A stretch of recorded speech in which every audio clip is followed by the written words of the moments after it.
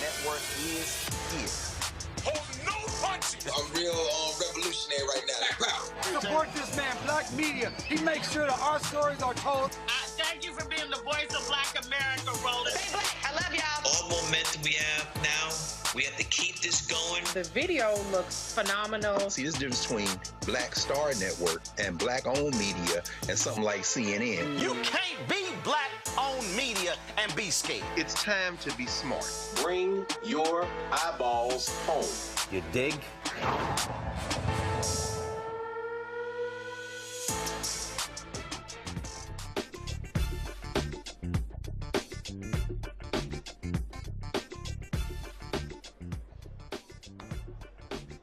Hey folks, today's Friday, February 21st, 2026, coming up on Roland Unfiltered, streaming live on the Black Star Network. I'm here in College Station, Texas, where the State Conference of Alpha Phi Alpha Fraternity Incorporated is holding their state conference.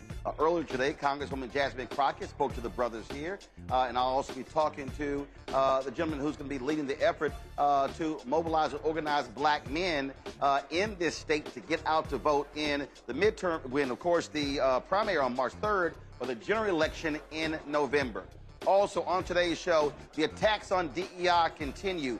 45 universities are cutting ties with various organizations of dealing with people of color. One in particular that helps to get African-American PhD students in universities. They are also having ties cut, including the links as well. We'll talk to the president of the PhD project about how they are being impacted by Donald Trump's attack on African Americans. Also in today's show, folks, Donald Trump got a huge loss by the Supreme Court when he declared most of his tariffs are unconstitutional. He is not happy about that, but guess what? He's got to deal with it. We'll talk about that as well. Plus, we continue to focus on the life and legacy of Reverend Jesse Jackson Sr. We'll be joined today by two historic figures. One, former MLK, first of all, former Atlanta mayor, United Nations ambassador, congressman, and lieutenant to Dr. King, Ambassador Andrew Young. Plus, we'll also talk to Reverend William Barber, of course, Bishop William Barber, with repairs of the breach. So lots to break down, folks. It's time to bring the funk. I'm Roland Unfiltered on the Black Star Network. Let's go. He's got whatever the miss, he's on it. Whatever it is, he's got the scoop, the fact, the find. And when it breaks, he's right on time and it's rolling. Best believe he's knowing. Putting it down from sports to news to politics. With entertainment just for kicks, he's rolling. It's on go, y'all. It's Roland Martin, yeah. Rolling with Roland now. He's funk, he's fresh, he's real, the best, you know he's Roland Martin now.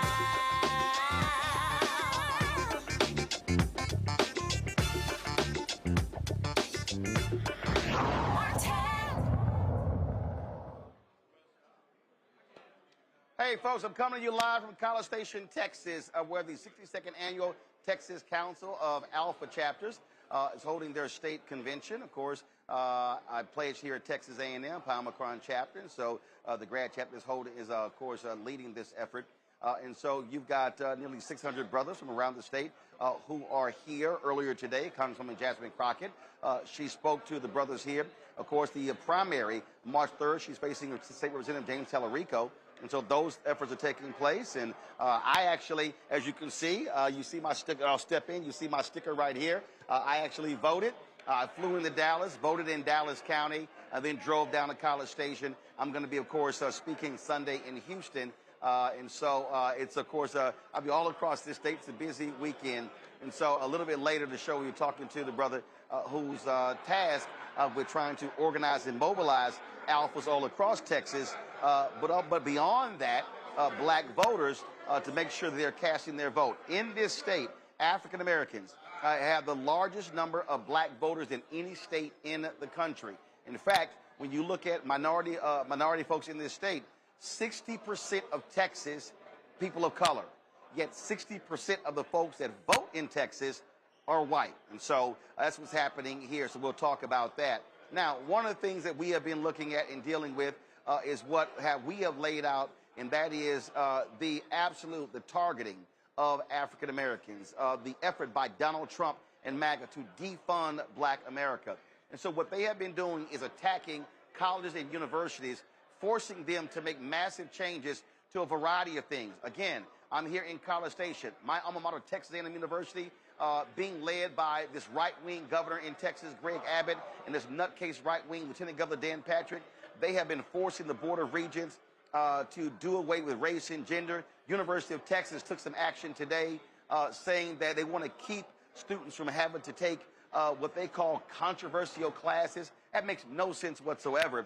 But what we're seeing here, some 45, 50 institutions are being cut. We're talking about places where they have programming that's about reaching out and increasing the number of African Americans, Latinos, Native Americans, Asian Americans in colleges and universities. Well, Donald Trump's anti-black, anti-DEI, anti-minority administration is hitting these folks hard. And so now all of a sudden, these universities are scared to death that they literally are cutting ties with a variety of organizations. The Washington Post had a story, if y'all have in the control room, pull that story up. The Washington Post had a story laying out these cuts. In California, they literally are cutting ties with a chapter of the Lynx. The Lynx president was quoted as saying, we didn't know anything about this, but the one that also, I saw a tweet before I came live, Clemson is cutting ties with a number of conferences. In fact, I remember I spoke in Clemson, they have actually a conference for men of color. More than likely, that conference goes out the window. So people have to understand what we are seeing is a massive attack by Donald Trump and MAGA against efforts to recruit and retain African Americans. So what have I said they're trying to do by defunding Black America? They're trying to cut off access to colleges and universities. They're trying to cut off access to contracts. They're cutting off access to grants and things along those lines. And so there is a wholesale assault on Black America taking place as we speak, and folk need to wake up and understand what's going on. Joining me right now on the show, folks, is the president of the PhD Project, Alfonso Alexander. Alfonso, glad to have you here on Roland Martin Unfiltered on the Black Star Network. This is it's devastating. Again, I talk about Texas A&M. That was a conference where they were sending some folks, and the whole goal of the conference is to actually recruit minority PhD candidates. Well, Greg Abbott finds out. He orders the president and says to the president, that president has since resigned, if you do not cancel the travel to this, I'm going to fire you. And so what you have right now, Alfonso, are university administrators who are scared to death because what Donald Trump is doing is saying, I'm going to take away your federal funding, your research grants, if you support any of these programming. And so talk about how these ties being cut, how is it affecting your organization, the PhD Project? Sure. Thank you for having me, Roland. And it's affecting us significantly. We have been a tremendous asset to the academic community by providing access for talented individuals that normally wouldn't necessarily know about how they could get engaged and become PhDs, which then they impact the students that come through, and students of all color benefit from having diverse faculty that they're interacting with. And so what has happened for us specifically is, we had over 200 universities that partnered with us last year prior to the changes that the administration had put in place.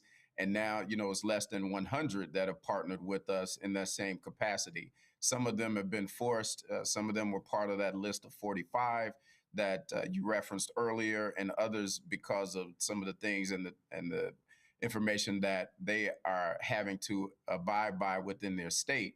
That's caused some of those issues too. So we're wrapping up. We're working on other ways to be able to still provide access to young people through faculty who have a diverse level of understanding, diverse mix of individuals, so that they can still impact our country so that we can be better and continue to grow. But it's been very challenging for us from a financial standpoint. A significant financial hit has come our way as a result of this, and we're working through to fight through so that we can continue to provide opportunities.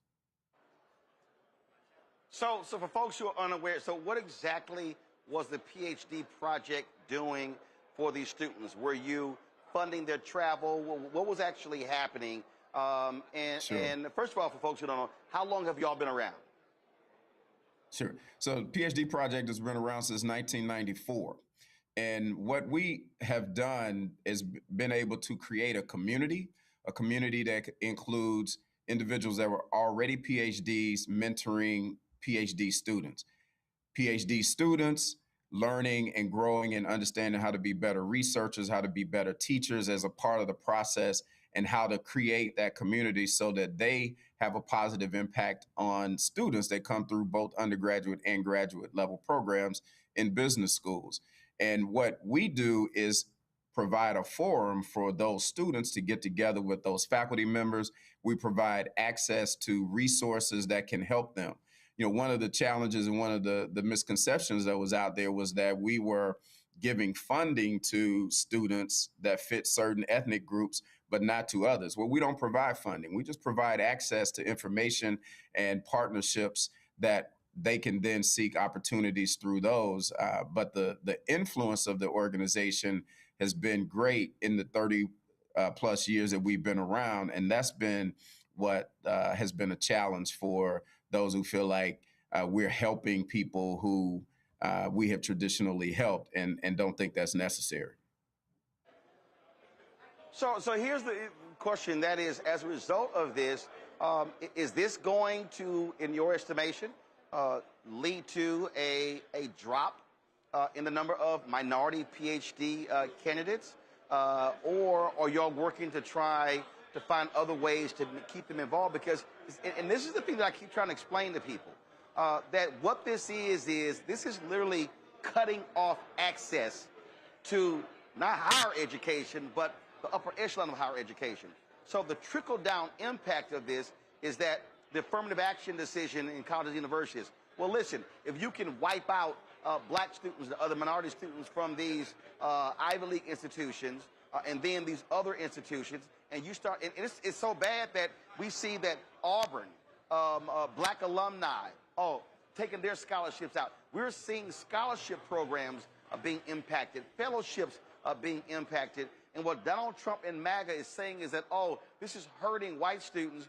Yet when you look at the numbers, it's not even remotely close to see how many white students are getting PhDs on an annual basis.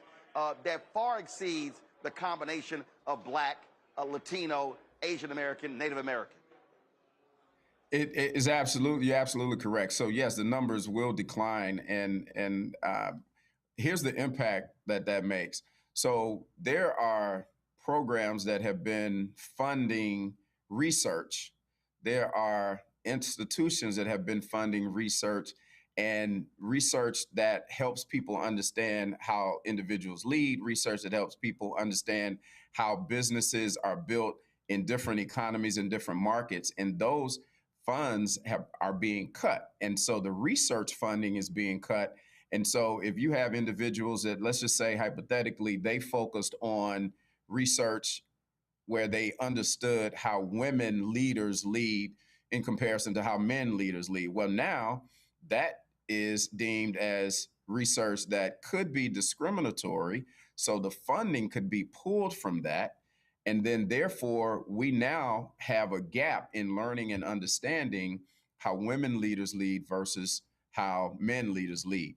Now, if you take that and look at from a gender, beyond gender, and look at from an ethnic standpoint, any diversity related programming, many of those things either have already been jeopardized or will be jeopardized by a pullback of funding.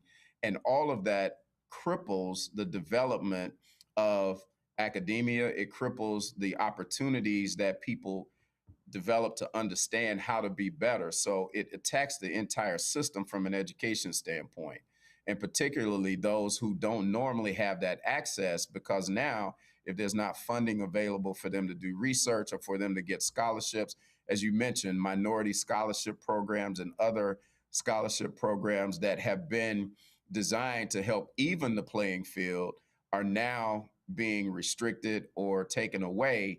And therefore, it just gives the opportunities for those who already have those opportunities to get more, and the ones who have limited opportunities to have less. Well, and not only that, what they also did is they're trying to change the requirement, if you will, or the classification of people who go to nursing school, to say that's not in the medical field. And then what they're also doing, they've capped what folks can get in terms of financial aid for those postgraduate programs. And so the problem is, if you're a black listen, we know the numbers don't lie. If you're a black student, you're a Latino student, you know, and Native American student, Asian American, you're talking about you don't have access to those dollars. And so now by capping that, folks are like, well, wait a minute. If I don't have the extra $20,000, now I can't get my PhD. And this is what I've been trying to explain to my audience since the inauguration of Trump last year, that what we are seeing, how I frame this, is a massive effort with Project 2025 to defund Black America, that they are attacking multiple institutions, and that is having a profoundly negative impact on our people. Well, absolutely. There's an organization that you and I both are affiliated, and you know, part of what we do is try to get to know the best of one another. We, through some scholarship funding, have provided hardship scholarship dollars for universities to distribute to students that are in need. We've had 2 universities to tell us that they can't accept those funds because of who those funds have been traditionally going to. So they can't even help students that are in hardship through funding from us as an organization now. So it doesn't just impact what we see and what's overt in terms of some of these things where you have programs that are going away, but there are students who maybe fell on hard times because they had a car that needed repair and could not afford books or could not afford to pay their bill for the rest of that semester. It impacts the academic system overall. Well, first of all, you're talking about Sigma Pi Phi Fraternity Incorporated, the Boule. I ain't got a problem actually saying it. But let me tell you, this is what Tom Joyner did. Let me tell you what Tom Joyner did. When Tom Joyner had the Tom Joyner, and this is what I think our black nonprofits are going to have to do as well. When Tom Joyner's his foundation, he did not send the money to the schools. He sent the money to the students. And I think what's going to happen is that with these organizations are going to say, well, you can no longer have your black alumni scholarship through the Alumni Association. That's where we say, okay, fine. We're going to keep our money. Then we're going to send the word out. If you're a student, if you're an African-American student, you've got a hardship, you let us know, and then we're going to do it that way.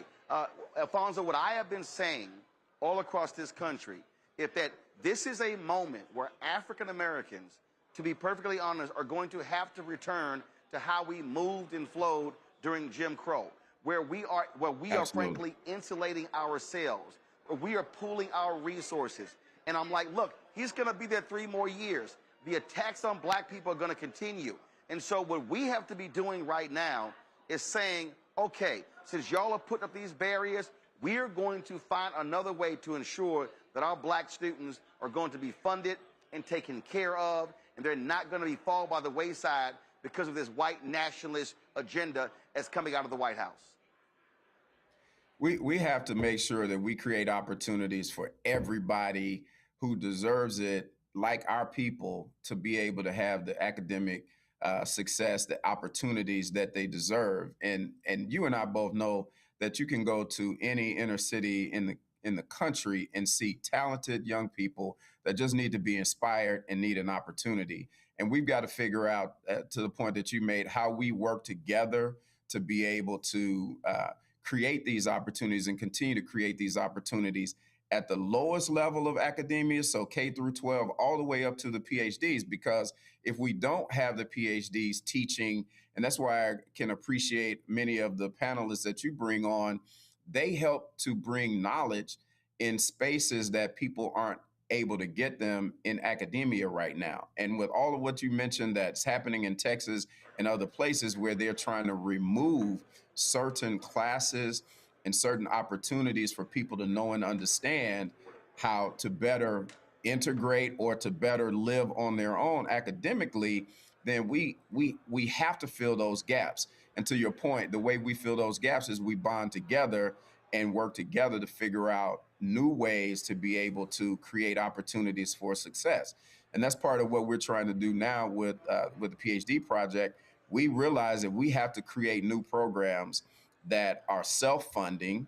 Yep. We have to also call upon the alumni who have come through our programs to help us with funding to replace the funding that the universities had typically given us as part of the partnerships that they aren't able to do at this point. Absolutely. Give folks the website if they want to be of assistance to the PhD project. Sure. It's www.phdproject.org. And we have an area there where you can join what we call the Vanguard Society. And the Vanguard Society is just people that are interested in helping to propel academia through the programs that we offer. Again, that's phdproject.org. The Vanguard Society has a specific page there, and you can join us and really be engaged in supporting us. Even if you're not a person in academia, but you're a person that's interested in educational access for all, that's what we're trying to protect and build and grow upon. All right there. And Alfonso Alexander, I appreciate it, bro. Thanks a lot. Hey, thank you. And I'm glad that all of that other black and gold left from behind you, because the purple and gold is really what we like the best. Hey. No, first of all, let's be clear. It's alphas all around here. So, we outnumber y'all omegas at any time except in prison. Oh, no, that's not right, man. See, things just got better in 1911. They started in 06, but in 11 they got better. You opened that door. Thank you for having me. You opened that door. I was not trying to go there, but I closed that door. Hey, you got the mic last, so I'm gonna quit while I can. Yeah, and the only reason I'm not rocking Alpha shirt today because tomorrow is the 61st anniversary of the assassination of Malcolm X, and his daughter Ilyasa Shabazz sent me this shirt in their partnership with Active Black. That's the only reason you ain't seen me dripping in black and old gold. And don't remember, hey, don't forget, y'all Lanny took is one of my colors. favorite. Lanny is one of my favorite people in the world, man. So thanks for supporting him. And you guys have a great convention. And sometimes you got to give some love where it's due. I appreciate it. Thanks so much. Let's bring in my panel. Matt Manning, civil rights attorney out of Corpus Christi, Texas. Winkuni Siant, she's the co-founder of Politicking out of D.C. Michael Imhotep hosts African History Network show out of Detroit. Glad to have all three of you here. Winkuni, I want to start with you. Again, I'm trying to explain to people, this is a direct attack on Black America, and people need to stop playing around and wake up to see what is going on by Donald Trump and MAGA. This is a white nationalist administration that does not want to see black folks succeed. The number one way that you address and dismember a black community is to start with their educational system, Roland. This is why they wouldn't let black people read back when we were enslaved peoples. And so now they're doing the similar thing by trying to dismember organizations like the PhD Project, by severing them, by cutting their funding, by making universities scared to partner with them. My question, Roland, would be, why aren't we looking into organizations like Turning Point USA that are all over college campuses throughout this nation? Is it because they're not racially motivated? Is that what's coming down from this administration's pipeline? It's really frustrating to see that organizations like the PhD Project are being unfairly and unjustly targeted simply on the behest of race, when we see organizations like the PhD Project, the Links, the Boulay, doing things to uplift the African-American community, but not only the African-American community. I think what the Links president said was really, really fair in saying is that we know that the Links are doing things nationwide to help people, all different races, all different socioeconomic statuses. And so it's really unfair targeting. Look, Matt, I mean, I've got some folks who are concerned that they're going to come after black Greek-led organizations. And here's the deal. Alpha was integrated before the armed services was. I mean, and so but people have to realize that, again, there's a bullseye on the target of black people and all minorities, and what they want to drive is a white agenda, and that's what this is all about, by trying to cut off access to colleges and universities. I think you're exactly right. And the two things I'll add to that is, first, colleges, as I've said on this show many times, colleges and universities are supposed to be places where in society we think it is sacred for diverging opinions, diverging positions to be bandied about, to be debated. That's the whole reason you go to college, not only to learn, but to further cement your thought process and some of your own beliefs. So the idea that that's being attacked as an institution, if you will, across the board in the country is really just a really terrible thing for the country, not only from a scholarship standpoint, but from the idea of culturally, we need to have these places where we think it's sacred not only to learn, but to really fight about and grapple with ideas. But the second thing that really sticks me as stupid in this instance is as the United States of America sees greater competition from China, India, and all these other countries around the world, it just makes sense to do the opposite. It makes sense to get as many people as possible into the highest levels of academia and the highest levels of learning, so that translates to American progress as it relates to science and mathematics and all the other things around the world where we see ourselves losing significant ground. So even if you take this from a nationalist standpoint, being proud of America and wanting America to be advanced, this is directly counter to that idea because it's instead about the white agenda, as you've mentioned. But to me, it makes no sense if the whole idea is trying to make America as strong as possible. Yeah, but they don't care, Michael, because they believe that white people are losing opportunities, which we all know is a lie. And so that's why they're targeting black people and people of color. Absolutely. And Roland, I was just about to go back to that article from April 1st, 2024 from Axios.com that predicted what would happen. It's called Trump Allies Plot Anti-Racism Protections for White People. And it talks about what would happen in the second Trump administration. And it said allies of Trump want to dramatically change the government's interpretation of civil rights era laws to focus on anti-white racism rather than discrimination against people of color. And when you read the information coming from the Department of Justice, their rationale, in Associated Press as an article on this, the Department of Education cites Title VI of the 1964 Civil Rights Act, which bars discrimination on the basis of color, race, or national origin. So Linda McMahon is saying that the PhD project is in violation of the 1964 Civil Rights Act. At the same time, when Donald Trump at the inauguration, January 20th, 2025, said they want to fulfill Dr. King's legacy, fulfill his dream. Remember that? Okay. And now they're destroying everything that Dr. King and Hosea Williams and Jesse Jackson and others fought for. So this is what we were warning black people about. Now, my question is, where are all the black people who say do for self? Where are your programs to help offset this? Yeah, well, first of all, they're using those various civil rights laws against us. I think Wayne Coon is right. We need to be going after those folks, suing them as well. We need to understand what their entire game plan is. Folks, hold tight 1 second. We're going to go to a quick break. We come back. We're going to talk about what's happening here in Texas. Huge primary taking place March 3rd, U.S. Senate races, other races as well. And so how important is the black turnout, but specifically the black male turnout? We'll talk with the brother who's leading the effort for Alpha Phi Alpha in this state regarding that later in the show. John Boyd will join us talking about Trump's tariffs. Farmers have been really screwed by that. They got a huge assist today from the United States Supreme Court. We're going to explain all of that right here on Roland Martin Unfiltered, the Black Star Network, coming to you live from College Station, Texas, the 62nd Annual Texas Council of Alpha Chapters. I'll be right back.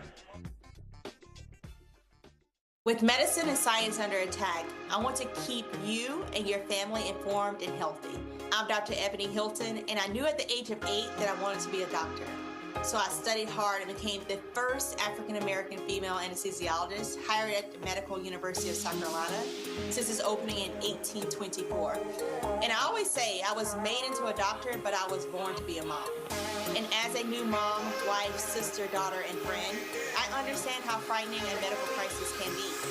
I care for individuals on some of the worst days of their lives, and it's my mission to provide you with a safe space to gain clarity on issues affecting your mind, body, and soul. I recognize that there are health disparities, particularly as it pertains to race, and I want to help bridge the gap between you and your healthcare providers. Join me every Thursday for Second Opinion on the Black Star Network, where each week I'll invite experts from various medical fields to share the latest health news. We'll discuss topics such as the vaccine debate, mental and sexual health, medical bias, infertility, menopause, andropause, nutrition, and aging. Together with my medical colleagues, we aim to provide you with a second opinion. Don't miss it, Thursdays only on the Black Star Network.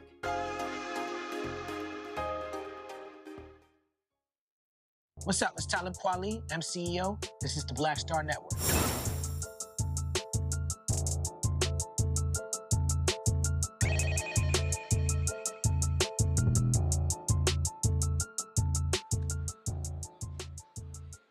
Hey, folks, welcome back to Roland Unfiltered. And so, as you see, I am wearing this Malcolm X shirt. So tomorrow, February 21st, is the 61st anniversary of the assassination of Malcolm X at the Audubon Ballroom. I was texting his daughter, Ilyasa Shabazz, and I said, hey, I wanted to wear something for your father. And so they have a partnership, as you can see right here, with the folks at Actively Black. And so you see right here, and so she sent me a couple of great items. And so first and foremost, let's pull up the graphic.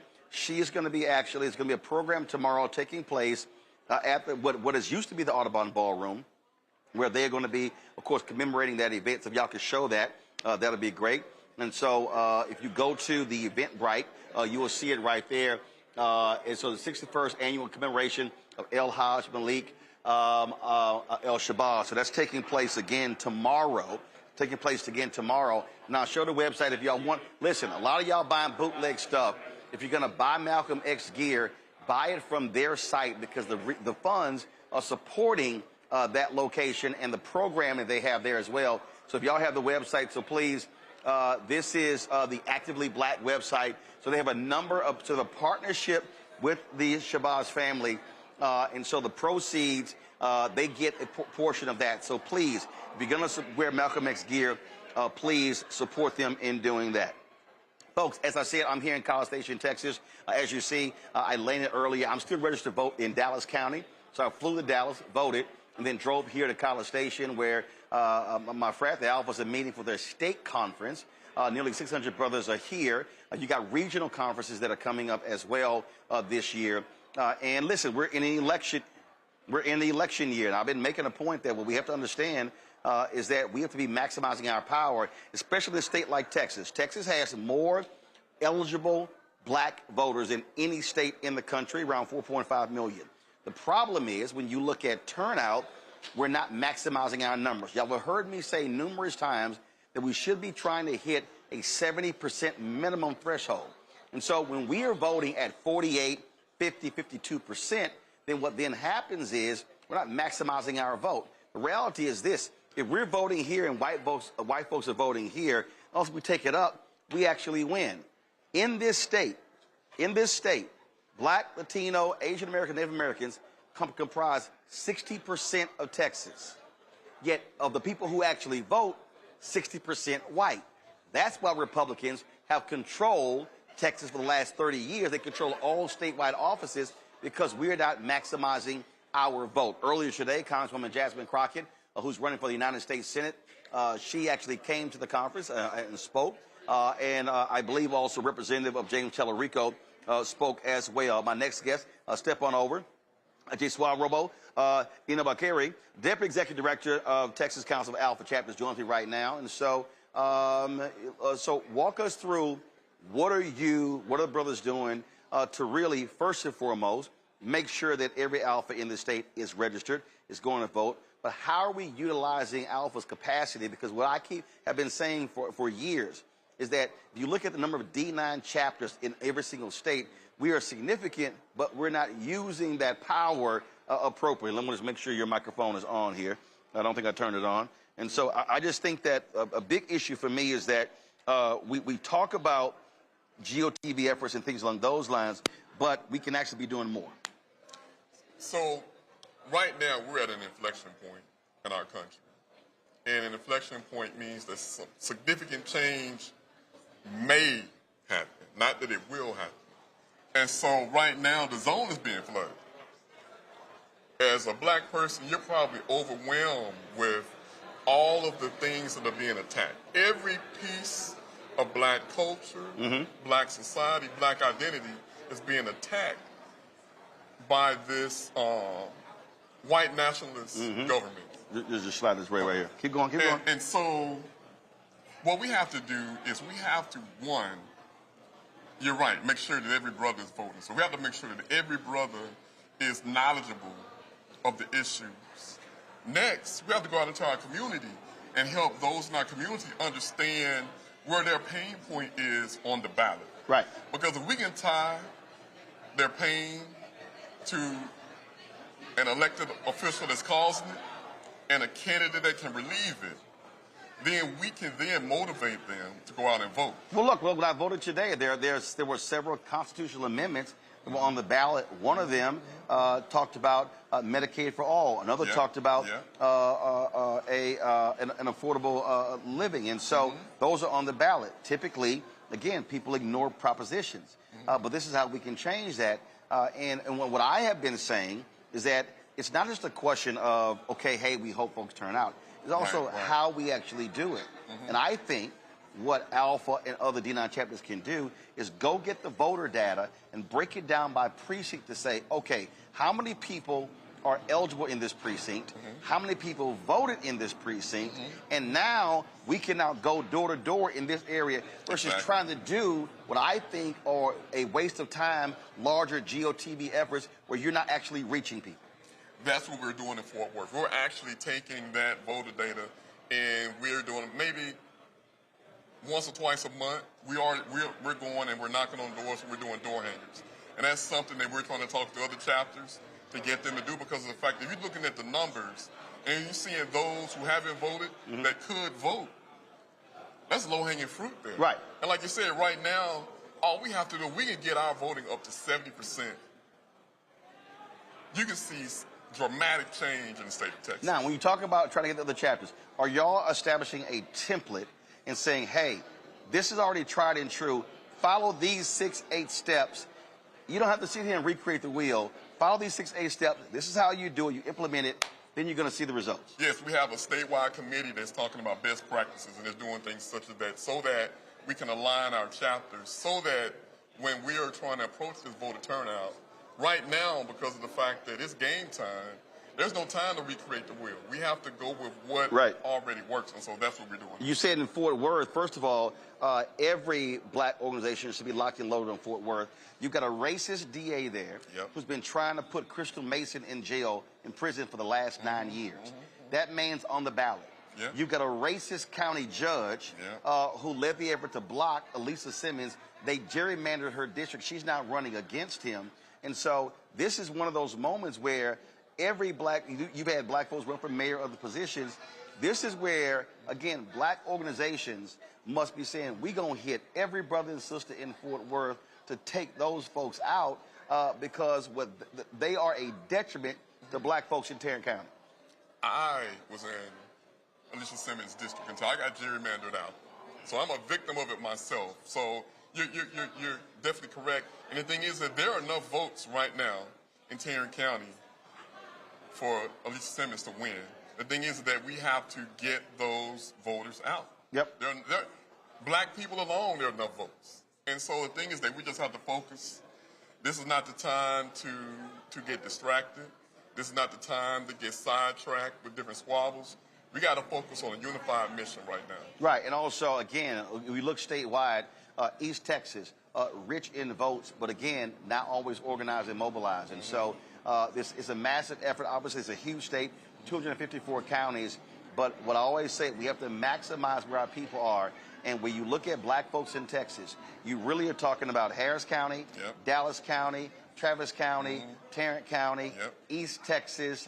That's where we are now. We're in other parts as well. You talk about Longview and all other parts of the state. But if we lock and load in those places, we can actually see the change. So hopefully we'll see a lot of brothers out there in the black and gold. And the point I keep saying to your point about the community, one of the reasons people complain about D9 because that we are so insular in our own business.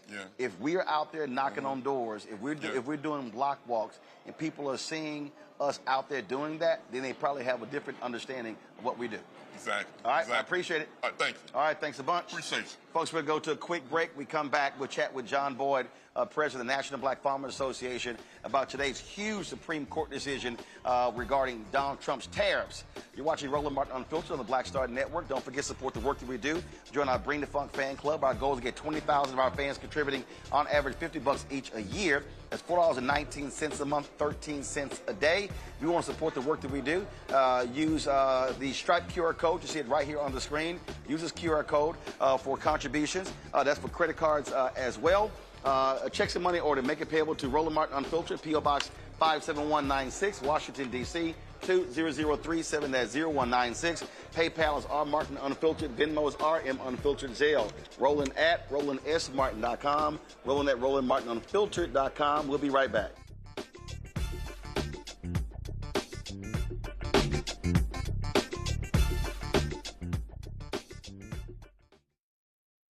I'm Brittany Noble, Midwest-born, HBCU educated with experience in newsrooms across the country. Well, I've teamed up with Roland Martin to bring to you The Breakdown. This isn't just news. It's our stories, our voice, our community. Join me for The Breakdown, Monday through Friday at midday, only on the Black Star Network. Hi, I'm Swing Cash, Basketball Hall of Famer, and you're watching Black Star Network.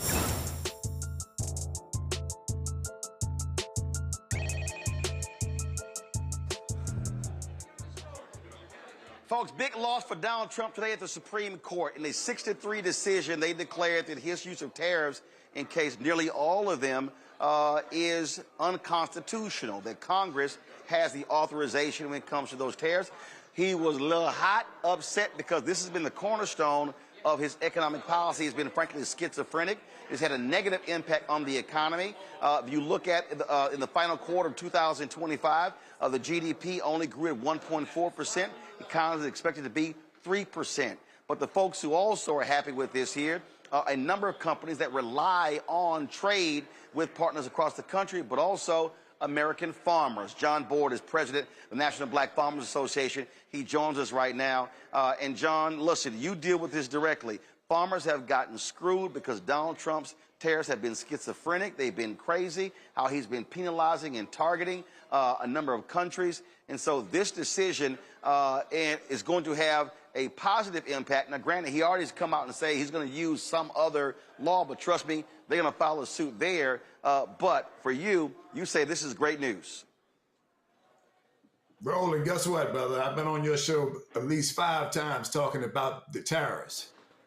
The president lost and I won, Roland. I won by 6-3. And I've talked on your show before about how the tariffs are illegal. Illegal. And for the first time, I think, in my life, the Supreme Court really said, you know, John Boyd is right on this one. The president tariffs have put America's farmers out of business, put us into bankruptcy, foreclosure. We have farmers that are committing suicide. And the names that this president was calling the Supreme Court justices, you know, and we haven't always agreed with their decision, but the names that he called the Supreme Court justices from the White House. And then on top of that, Roland, he used the White House today. To me, he violated the Hatch Act. He said, vote Republican from the microphone right there in the White House. So the president is deplorable in my standpoint of what he's doing. But for the day, for a few minutes, we won and he lost. Well, first of all, they always violate the Hatch Act. They don't give a damn about violating the law because they do whatever the hell they want to do. So that's no shock right there. But again, I saw one story that said last year, 15,000 farms shut down, the highest number in years. And listen, a lot of these farmers, they voted for Trump. They're getting screwed by the same fool. And so I don't understand why these farmers, these white farmers, I don't understand why they ain't marching on Washington, D.C. I mean, this man's economic policies are destroying family farms, destroying jobs, leading to suicides and bankruptcies. And the reality is they still support this idiot. And Roland, they voted for him 3 times, man. They voted for him 3 times. And guess what? The only farmer I saw on the 24-hour news cycle was me. I haven't seen any white farmers who are on the brink of losing their farms speak out and say, you know what, the Supreme Court made the right decision. They're still supporting this president. They're going down supporting this president. And the last time we was on the show, I mentioned to you how they kind of disinvited me to the White House meeting. All this stuff, didn't have a black farmer at the table, didn't have a black farmer in the audience. So today is great news for me that this president got up with some bad news. He's been giving us bad news for a whole year, Roland, but today he got some bad news. And you can see from his emotion from the White House that he was angry. He was angry. And these 10% proposed tariffs that he has, it can only last for 100+ days. So it's just something to try to take away the sting. 150. 150 days. And you talk about not being invited to that meeting. All of those dancing, laughing Negroes, I call the help, who were at the White House for Trump's Black History Month reception, didn't say a damn thing. And so they claim they support black people, but they were real quiet when you were not invited to the table. But that's really how they are. And so we certainly will see what happens when it comes to these tariffs. But certainly this is actually, since he's been there, this is the first time this Supreme Court has went against Donald Trump. He thought he had it locked up. And you're right. He made direct appeals to them, but it was a 6-3 decision. Chief Justice John Roberts wrote for the majority, and it's no shock that non-caring Negro Clarence Thomas, and then you have Samuel Alito and Brett Kavanaugh. They were the three votes. They would allow Trump to do what he wants to do, and so it was Amy Coney Barrett and John Roberts joining with the three liberal/progressive justices, and so certainly good news. And I really hope they rule against him in some other cases. I doubt they're going to rule in our favor in the Louisiana versus Cali case, but I certainly hope it happens. And all right, John. As a matter of fact, John, hold up, John. So hold up, John. Since you decided, come on the show, just do understand. I did come back home, so let me go ahead. Since you got your black hat on. Yes, so I'm here in Texas, so I had to rock my Stetson. So you ain't gonna be the only one coming on this show with a black cowboy hat. Hey, Roland, you look good, man. You look good. You look good, man. But you know what? Come on now, this ain't the first. Yep. You look good, man. This is the first time that the president of the United States got a hard no in this country. This is the first time that the Supreme Court really stood up to him and said no, because the other decisions, they were soft, gave him soft language, and gave him a way out and around stuff. But this time it was a clear no, 6-3, that his tariffs are illegal. That's the word I've been using on your show. They're illegal. And the Supreme Court supported that definition that I've been using.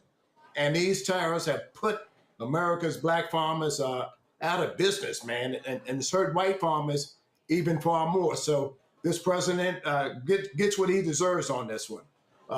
It was a low blow to his whole platform and policy. Well, it certainly hurts his ego as well. John Boyd, we appreciate it, man. Thanks a lot. Thank you, Roland, for having me, brother. And looking good in that hat, man. Yes, sir. Yes, sir. Yes, sir. I appreciate it. Let me go to my panel. I'll go to you, Matt. Bottom line is this here. Thank God the Supreme Court finally woke the hell up because they were kissing his ass at every turn when it comes to these rulings. And he needs to understand that he's not a king. And John was right. He was hot. He was meeting with a group of governors. They said his head was going to explode. He was so angry when an aide handed him a note. And he goes, does this mean, I guess this means we lost. And they were like, yes, that's exactly what it means. Yeah, and I'm glad. I like the way John framed that, too. This is the first time he's gotten a hard no. It's been a long time coming. And he got a hard no from Gorsuch and Roberts, who, in my opinion, have been complicit with a lot of the times that the Supreme Court has allowed him to do things that are either questionably constitutional or blatantly unconstitutional. So it's good that they had this force. It's good that they made a common sense ruling and showed that the statute did not allow for the interpretation that the government was taking. And I think there are a couple attendant circumstances here, or collateral consequences, if you will, that come out of this. The first is the Republicans who are finally growing some gumption and wanting to step away from Trump, I think, can start to do that more. I saw that Massey and Don Bacon and some other people were rejoicing about this. Now they're going to say it's just about conservative values, but I think a lot of them are trying to step away, hopefully, and this will allow them to do that. Two, I think this will allow Congress to be a little more strengthened in its legislative policy making, hopefully. And three, I hope it also lets Trump know that the Supreme Court is only going to let him go so far. I hope they start reining that in. And I think it shows that if you are a part of the Trump administration or aligned with them, you're only as valuable to them as long as you're providing them the value that they want. I mean, for the president to call the justices that ruled against him, quote, disgraceful, these are the same people he would be lauding if they let him do what he wanted to do. So that shows it's about him getting his way, not about a true value. And hopefully people start stepping away from that plantation. Michael, I saw this one Republican Senator, Bernie Moreno, say we should have an up and down vote in the Senate, giving the authority to the Congress. And I saw Republican strategists say, oh, you would be handing the Democrats an absolute gift if that happened. Yeah, they would. Now, it's important for people to understand the ability to tax and spend belongs to Congress. That's Article 1, Section 9 of the U.S. Constitution. So, and even though Trump said he was going to use the 1974 Trade Act to impose 10% tariffs for 150 days, if he does that, this will drastically help Democrats in the 2026 midterm elections, because personally, I hope Donald Trump shows his entire ass for the next 3 years. That's just me, because I want everybody to look and see this is what you voted for. You got white farmers losing their businesses, committing suicide. You got 22 million people lost the Affordable Care Act health subsidies, things of this nature because of this idiot. But if he doubles down and does this, you're going to have a lot of those Republican senators who say they support him now, who are going to lose their seats, and Republicans are going to take back the House of Representatives. So this is, and it's not just black farmers who've lost businesses, but it's a lot of African-American owned businesses that have gone out of business because of the increase in tariffs, right? And we see black people losing their jobs at the same time. We saw 8.3% unemployment for African Americans, and a lot of that deals with the tariffs. And then we just got the news this week that 2025 was the worst year for hiring since the year 2020. Okay, so this is good news for the rule of law, but we have to stay vigilant.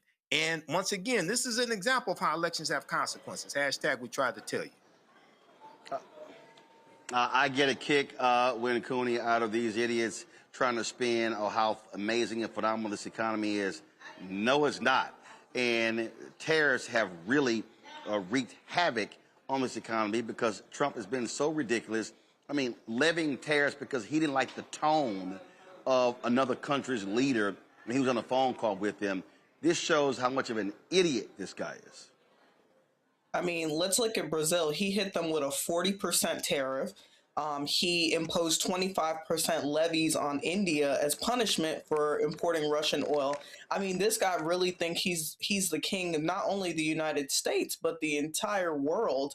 I'm really curious about, what Costco and Crocs and Revlon are saying. They're turning to the courts and they want a refund. They want a refund on the levies that they've paid on these imports because these imports, these tariffs have already been levied, right? People have already shelled out millions and millions of dollars on this.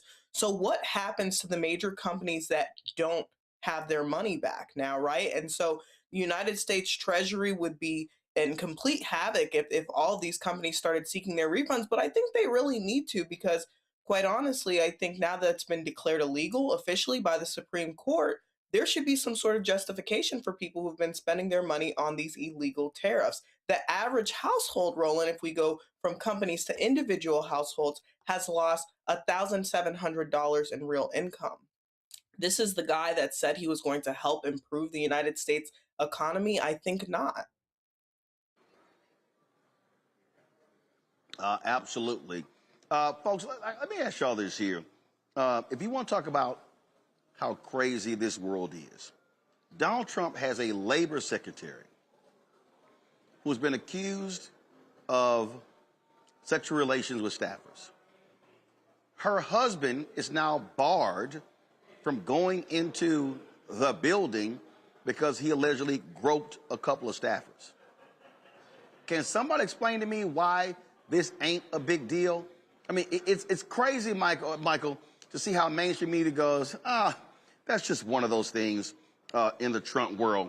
And also this here, the D.C. police have searched the office of Labor Secretary Lori Chavez DeRemer as they look at the allegations against her husband. I mean, this entire administration, when you just look at the corrupt nature, and it's all been treated as, man, really no big deal.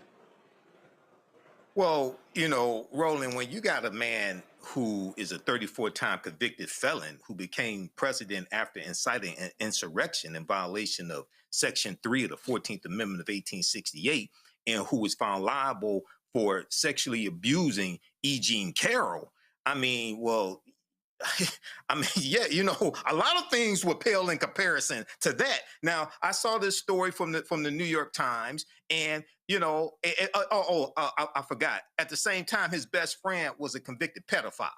Okay, so a lot of things were pale in comparison to this. Okay, but I saw the story from the New York Times, and you know, I said, you know, wait, birds of a feather flock together. So you got Kristi Noem allegedly in a relationship with Corey Lewandowski. You've got the labor secretary's husband who's barred from the premises. You've got Donald Trump. Now at the same time, you know, a lot of people thought Obama was going to embarrass America. Look at what you have right here. Donald Trump, I hope he shows his entire ass for the next 3 years. Well, the reality is nothing's going to happen, Matt. They have openly avowed Nazis and white nationalists and white supremacists and racists serving, so they don't care. Let's see. Groping, having affairs. Donald Trump said that's a day ending in DEI. Yeah, I like how you said that. That's exactly right.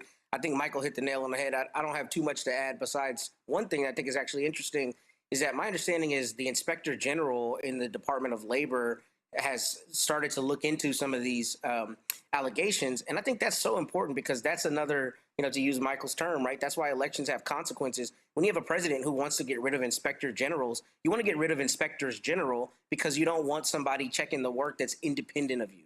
So if this ends up being substantiated as an allegation, it's proof positive as to exactly why you need independent arms of the government that can't always be, you know, subject to the president's will or some other powerful person's will or whim, because what they do is they take away accountability. So if there is some meat on this bone here to these allegations, if the Inspector General is the one that uncovers it, that shows exactly why it's important to have those roles. And I think you're also right. I think this has just kind of become old hat. I mean, on one of the last episodes of this show that I was on, we talked about a potential candidate or person they were trying to nominate to go in front of the United Nations who talks about the Great Replacement Theory.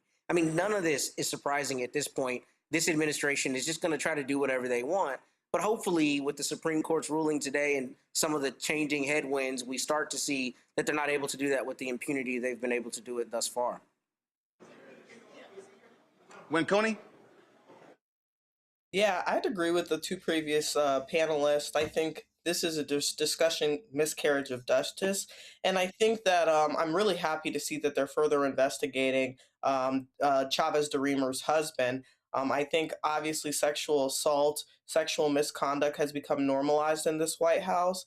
And I'll dissent a little bit from what Michael said. While I don't want him to continue to show his ass, I fear he's going to. But unfortunately, the sexual assault and that being like a common practice in the White House now, it's a really scary thought. the last thing we want to do is have people think that it's okay to walk around, assaulting and abusing women, and particularly when they're in a position of power. Whether you're directly in a position of power or you're married to an official in a position of power, it's a miscarriage of justice all the way through. Unfortunately, America's not much of an example of that anymore. But I hope that at some point we can straighten up and start to fly this plane right. Hey, Roland. Absolutely. Let me think. When Cooney, Michael. Yeah, go ahead.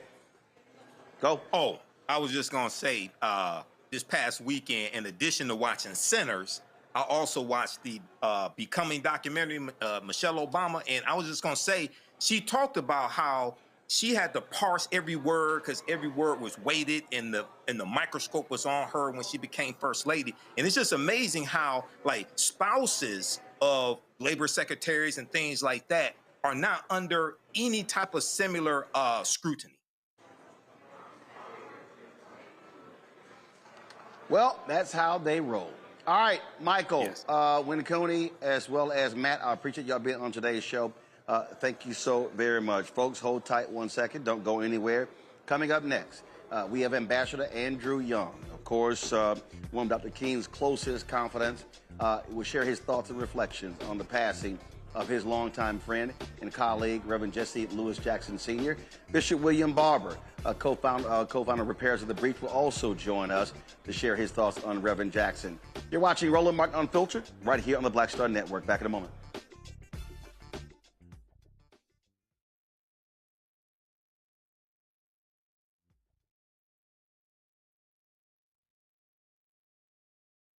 Pull up a chair, take your seat. The Black Tape with me, Dr. Greg Carr, here on the Black Star Network. Every week, we'll take a deeper dive into the world we're living in. Join the conversation only on the Black Star Network. My name is Bill Duke, and you're watching Roland Martin Unfiltered.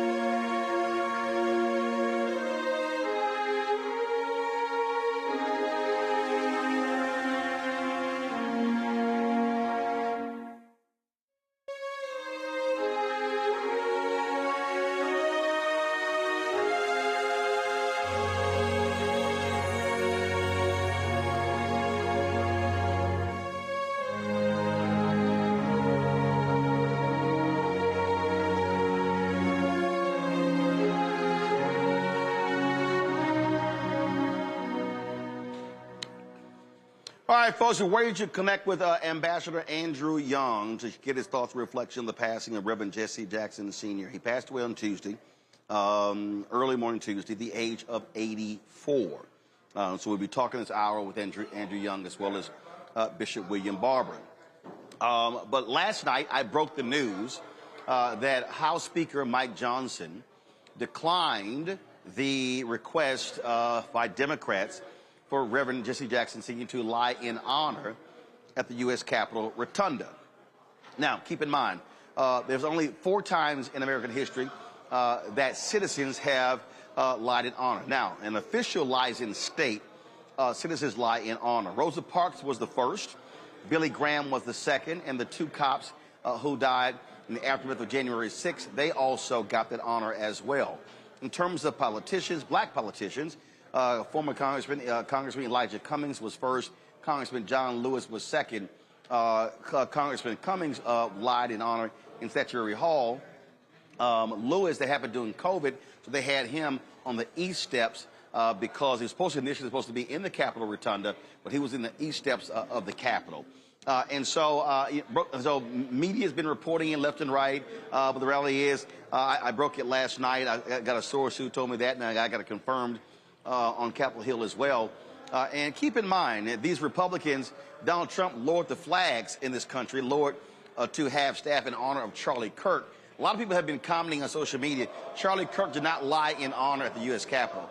The flags were lowered. Trump has made no such declaration. and you have this going on right here. Let me know when we get the panel back. I want to get them to weigh in here. I mean, the reality is, so this is what Speaker Johnson said.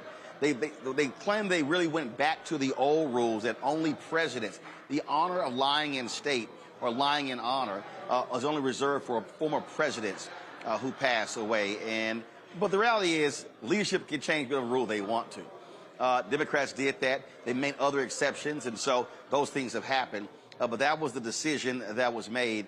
Been a lot of talk, a lot of chatter on social media about how the Republicans are, frankly, not properly acknowledging the contributions of Reverend Jesse Jackson Sr. But there's no shock to me that they would do this, that they would not honor Reverend Jackson in this way, because he was a thorn in their heel. But in the reality is that they're not going to go above partisanship at all. So you got that going on. Also, keep in mind, we told you last night we had Congressman Jonathan Jackson on the show. And so the funeral plans of Reverend Jackson have been released. They're still affirming up. So we're still waiting to get the details of when he's going to lie in state at the South Carolina Capitol and what's going to be happening here in Washington, D.C. But he will be lying in state at Rainbow Push in Chicago on Friday, February 27th. And then, of course, the following week, March 4th, March 5th.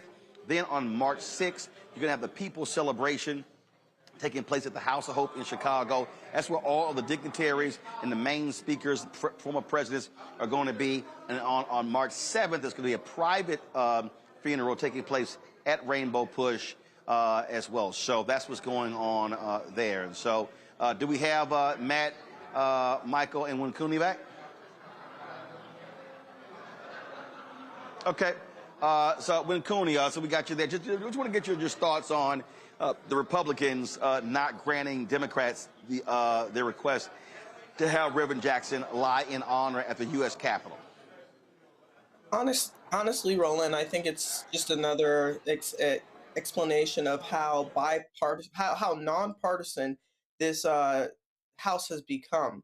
It's really, really scary when you're pushing this hyper-partisanness to a level where people can't even respect people who have worked their entire career for equality in this country. And I think it's just another exemplification of the fact that the Republican Party is not the Republican Party that we've known it to be historically. I think now we've seen it turn into a party of white supremacists. And although some people may contest that that's what it was before, I think we used to see there was an era of a more moderate Republican. I think now what we're seeing in the Republican Party is a lot of people that are, uncloaked, as I would colloquially put it. And so they are really, really less of Republicans and more of people that are aligning in with this MAGA party. And so I think when we're thinking more so about the Republican of today's era, this doesn't actually surprise me, but it is a slap in the face to Jesse Jackson. It's a slap in the face to all of the things that he's accomplished over the years. It's a slap in the face to Black America. But quite frankly, I think that's exactly what it's intended as. Well, of course it is. And so this is what we have long expected. And so, those things happen. We are, of course, waiting to connect with Ambassador Andrew Young at his home in Atlanta. So we're working on that as we speak. So let's do this here. Let's go to a break. When we come back, we hope to have Ambassador Andrew Young ready on the show to talk about his longtime friend, Reverend Jesse Jackson Sr., passed away at the age of 84 on Tuesday. Back on Roland Martin Unfiltered on the Black Star Network.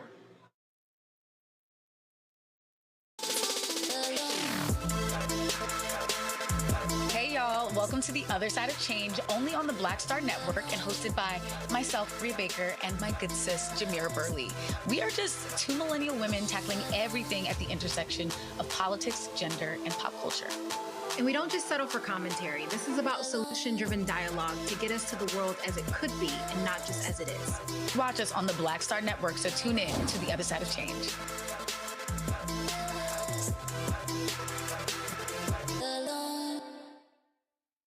With medicine and science under attack, I want to keep you and your family informed and healthy. I'm Dr. Ebony Hilton, and I knew at the age of 8 that I wanted to be a doctor. So I studied hard and became the first African-American female anesthesiologist hired at the Medical University of South Carolina since its opening in 1824. And I always say I was made into a doctor, but I was born to be a mom. And as a new mom, wife, sister, daughter, and friend, I understand how frightening a medical crisis can be. I care for individuals on some of the worst days of their lives, and it's my mission to provide you with a safe space to gain clarity on issues affecting your mind, body, and soul.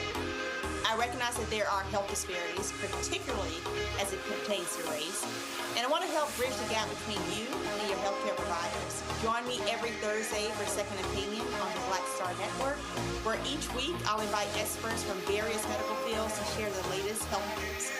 We'll discuss topics such as the vaccine debate, mental and sexual health, medical bias, infertility, menopause, andropause, nutrition, and aging. Together with my medical colleagues, we aim to provide you with a second opinion. Don't miss it, Thursdays only on the Black Star Network. Pull up a chair, take your seat. The Black Tape with me, Dr. Greg Carr, here on the Black Star Network. Every week, we'll take a deeper dive into the world we're living in. Join the conversation only on the Black Star Network. On a next, A Balanced Life with me, Dr. Jackie, a relationship that we have to have. We're often afraid of it and don't like to talk about it. That's right, we're talking about our relationship with money. And here's the thing, our relationship with money oftentimes determines whether we have it or not.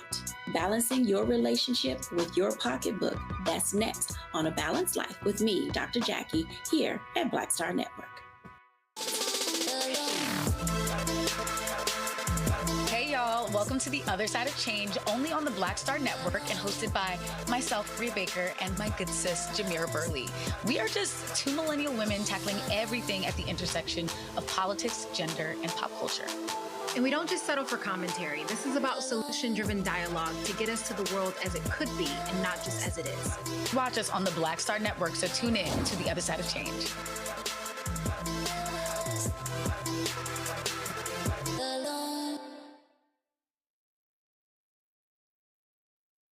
Hey, I'm T.D. Jakes, and you are watching the Black Star Network.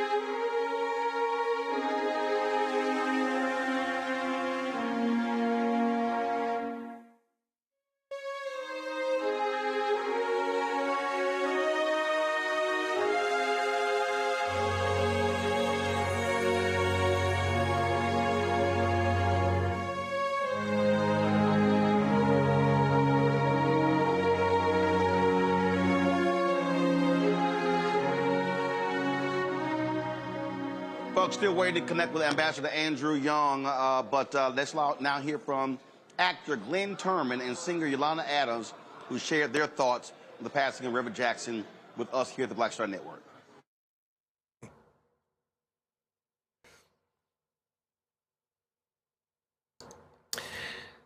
Richard Roundtree, Shaft, had the coolest afro of the 60s and 70s. There was only one man who had a cooler afro than Richard Roundtree, and that was Reverend Jesse Jackson. He had style. Oh, he was cool. We'd watch him at different functions where he'd speak and captivate the audience, mesmerize them, and get them to understand the importance of the moment. All with great style.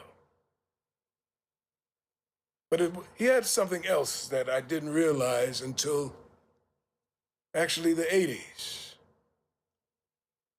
I ran into him once again. We had been friends and had come across each other's paths several times, but this particular time I was on tour with a stage play going from state to state.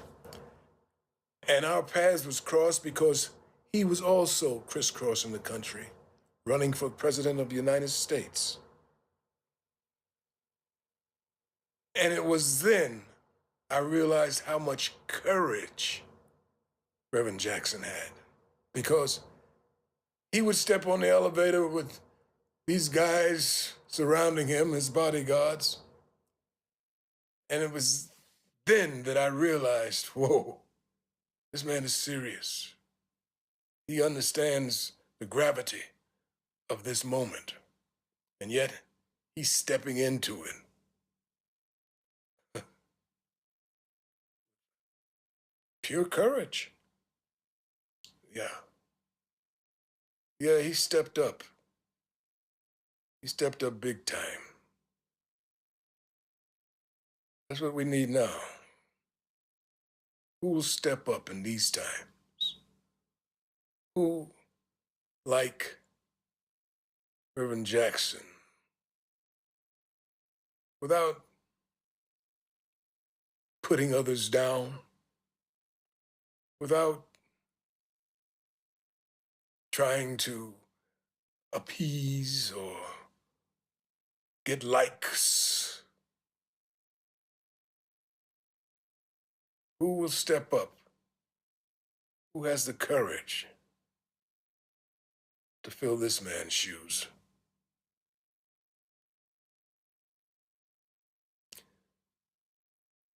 Reverend Jackson, he kept hope alive. I'm gonna miss you. Hey everybody, it's Yolanda. Thank you, Roland, for this opportunity. I cannot, man, the last time I saw Dr. Jesse was at Sheila Jackson Lee's service.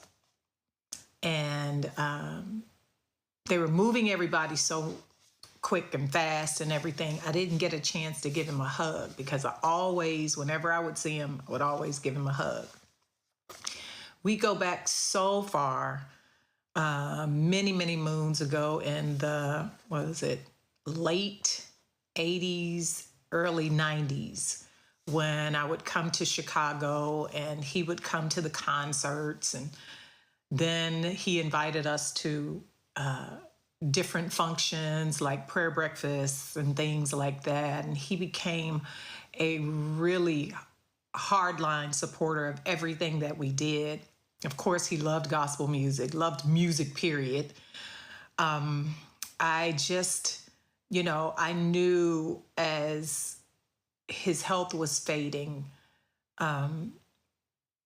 we wouldn't see him around and about as much. But I'm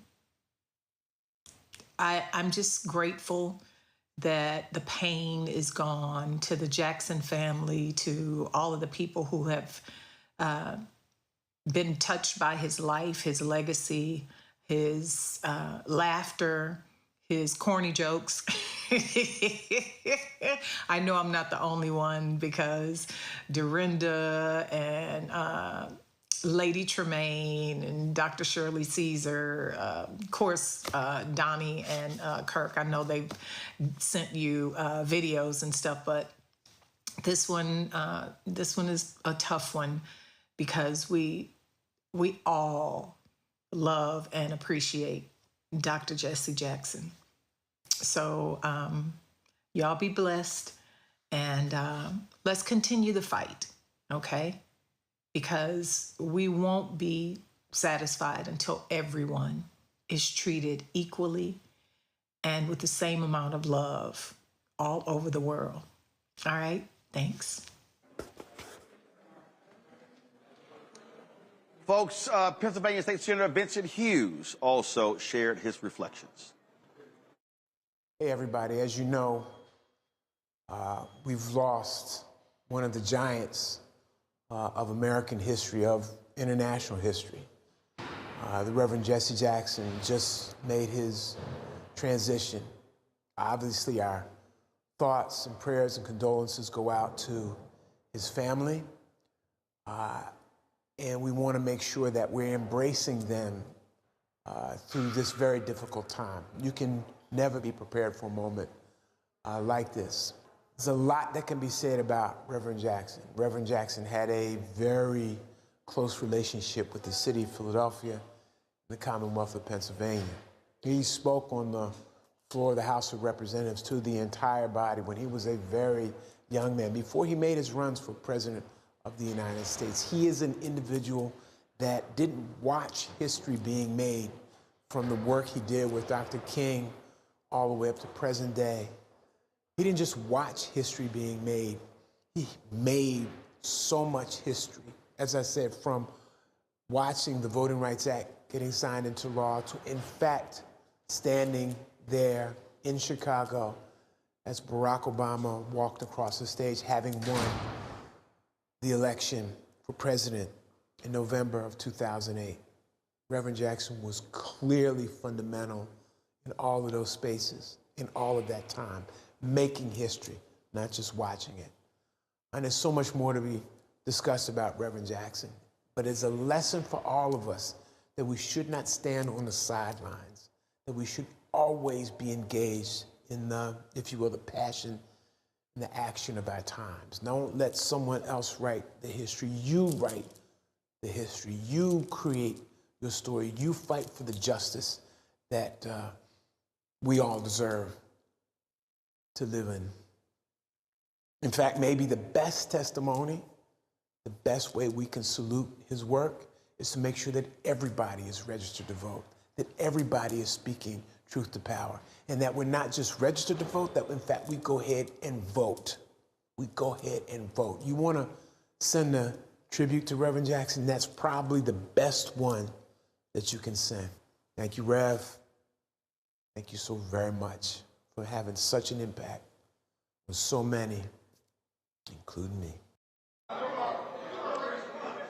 All right, folks, I want to give Win Cooney and Michael opportunity to share their thoughts on the passing of Reverend Jackson's life and legacy. Win Cooney, you first.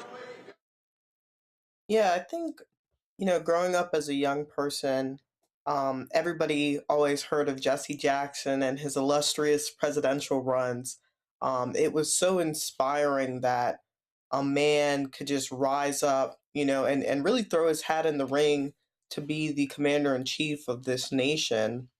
And I think at that time in life, that was a position that was still held in the highest reverence, right? And I think what Jesse Jackson did was solidified the notion that we could be in those spaces. And he championed that, even though he didn't win that election. I think he won in the hearts and minds of many Americans, and really opened the door for people like Barack Obama to later run and successfully win the campaign for president. Not only that, but Jesse Jackson acted as a mentor to so many different civil rights leaders and champions, and particularly at this time in American history where we see a dearth in leadership, I think we really look through the Reverend Jacksons of the past to see, who our future leadership will be.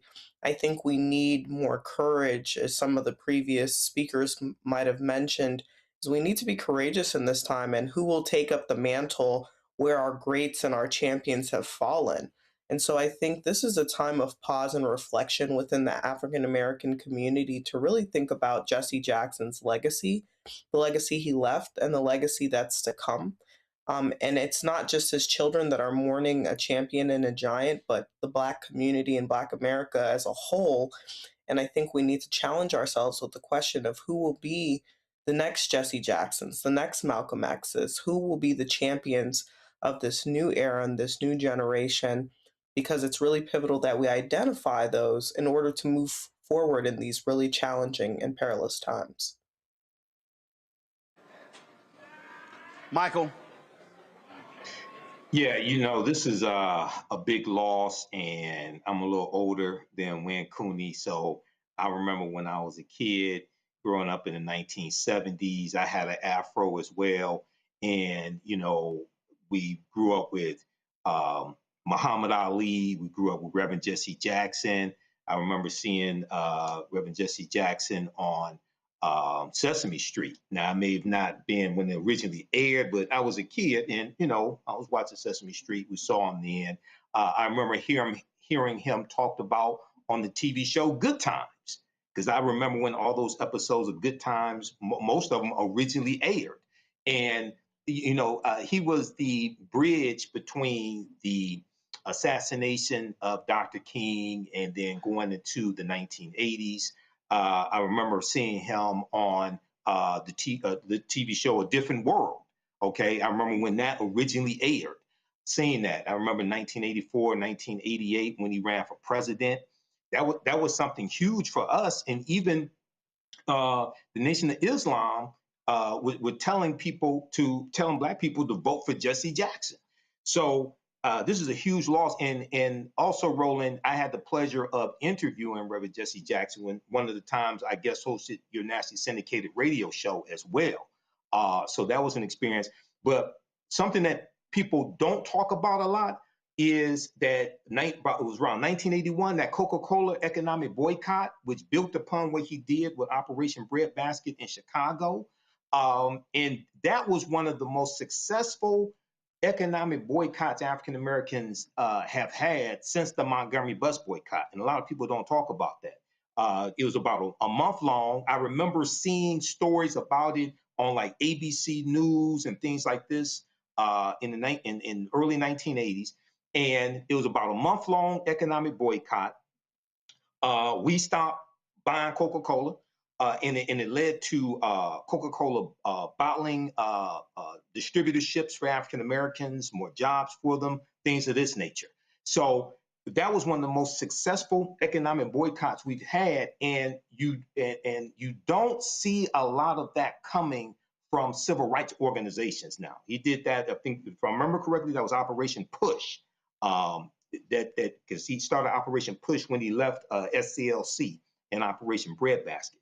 So this is a huge loss, and I echo Glenn Turman about who's going to fill his shoes. It'll probably be a collective that does it, a collective organization, but we need to really study Jesse Jackson. You don't have to agree with everything he said or did, because I had some disagreements with him, but this is somebody powerful to learn from. And then after the 1988, even though he lost in 1988, didn't get the nomination, he was able to get the Democratic the Democratic Party to change and go to the proportional vote. You know, and that helped Obama go from winner take all, from winner take all to proportional. Absolutely. Yes. Exactly. I got to go to a break. I got to go to a break. Let me thank Michael McCooney for sharing your thoughts. I appreciate it. Thank you so very much. Let's go to a quick break. Hopefully we can sort out the technical issues with Ambassador Andrew Young. If not, we'll come back with my interview with Reverend Jesse Jackson leading up to MLK 50 in 2018, which commemorated the assassination of Reverend Dr. Martin Luther King Jr. On that Lorraine Motel balcony in Memphis, Tennessee. You're watching Roland Martin Unfiltered on the Black Star Network.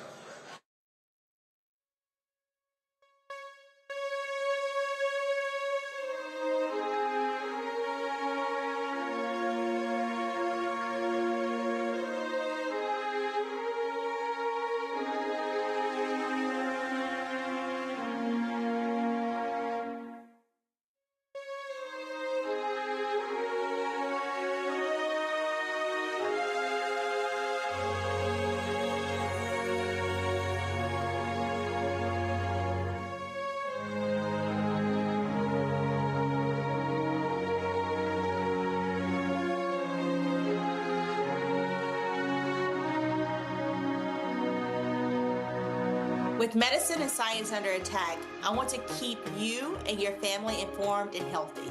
I'm Dr. Ebony Hilton, and I knew at the age of 8 that I wanted to be a doctor. So I studied hard and became the first African-American female anesthesiologist hired at the Medical University of South Carolina since its opening in 1824. And I always say I was made into a doctor, but I was born to be a mom. And as a new mom, wife, sister, daughter, and friend, I understand how frightening a medical crisis can be. I care for individuals on some of the worst days of their lives, and it's my mission to provide you with a safe space to gain clarity on issues affecting your mind, body, and soul.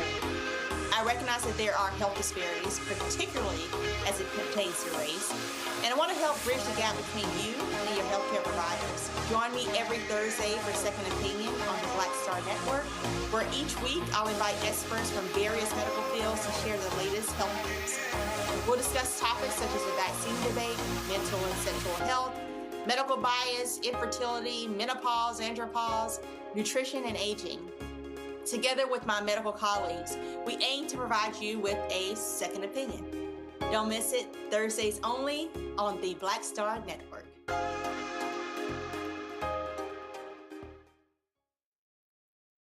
Pull up a chair, take your seat. The Black Tape with me, Dr. Greg Carr, here on the Black Star Network. Every week, we'll take a deeper dive into the world we're living in. Join the conversation only on the Black Star Network.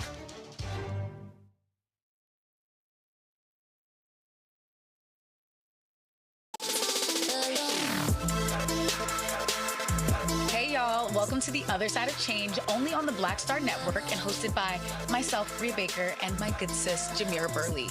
We are just two millennial women tackling everything at the intersection of politics, gender, and pop culture. And we don't just settle for commentary. This is about solution-driven dialogue to get us to the world as it could be and not just as it is. Watch us on the Black Star Network, so tune in to The Other Side of Change.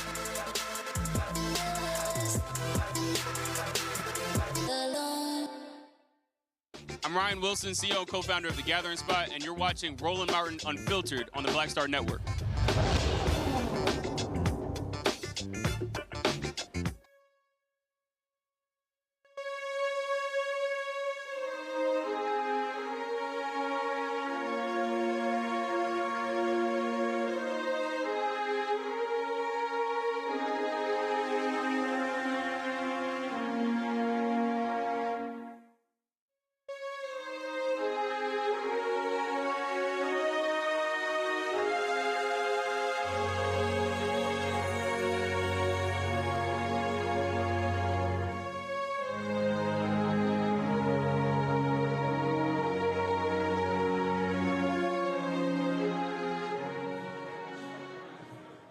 All right, folks, we've been having some internet issues, some connectivity issues, and so we're going to reschedule Ambassador Andrew Young for next week. And same thing, Bishop William Barber is in a really bad place where he is, and so we'll do that the same.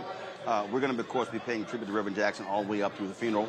And so in 2018, we gathered in Memphis to commemorate the 50th anniversary of the assassination of Reverend Dr. Martin Luther King Jr. I went to New York City a couple months before that to sit down and talk to Reverend Jackson about his work with Dr. King, and here is that conversation. This on February 1st for the Samuel DeWitt Proctor Conference, and that was the anniversary of Echo Jones and Robert Weaver, the two Memphis sanitation workers who were killed. And it was very interesting being February 1st, right? February 1st. It was very interesting being there and how every year when we talk about the assassination of Dr. King, people forget why he was in Memphis. And so many people don't even know those names. You know, he was organizing the Poor People's Campaign. He argued that, he said, we won the boycott in Montgomery. We can ride public facilities now. We're no longer humiliated with what he called barbarism. We won the battle of Birmingham. We now achieved the right to vote. Certainly appreciate you joining us on today's show. If you missed any of our coverage this week of the passing of Reverend Jesse Jackson Sr., please go to our YouTube channel or go to Black Star Network app. Check it all out. We'll have more things we'll be covering this weekend as well. All right, folks.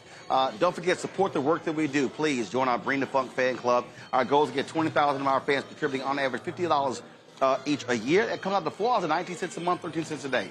You support this show. You support the Breakdown with Brittany Noble. You support the Other Side of Change. You support the numerous shows that we have on the network. And so we greatly appreciate it.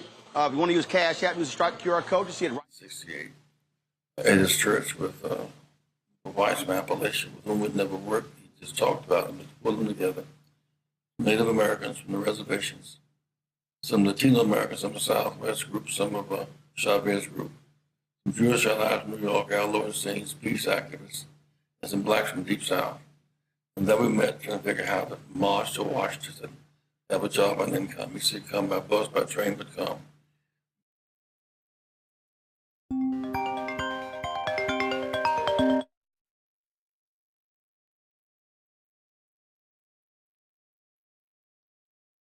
And forced the country to shift from killing in Vietnam to healing at home. He said, because bombs dropped in Vietnam, which closed down cities. So while in that kind of mood, because these two workers have been killed in Memphis, Jim Lawson called, and said, what you talk about, to make it concrete, it's in Memphis. You have sanitation workers who work, they're working, but they work every day. And they're seen as just garbage men. They clean away the germ. They too want to dream one day when they can see their child graduate from college as well. So everything about Memphis was compelling to Dr. King's emotion and our plan to address working poor people. And so those two killings on February 1st was significant as Jesse Jackson being killed, triggering the march. And Caesar Milan, how to add years to your dog's life. Sardines. 9. Bone broth. 10.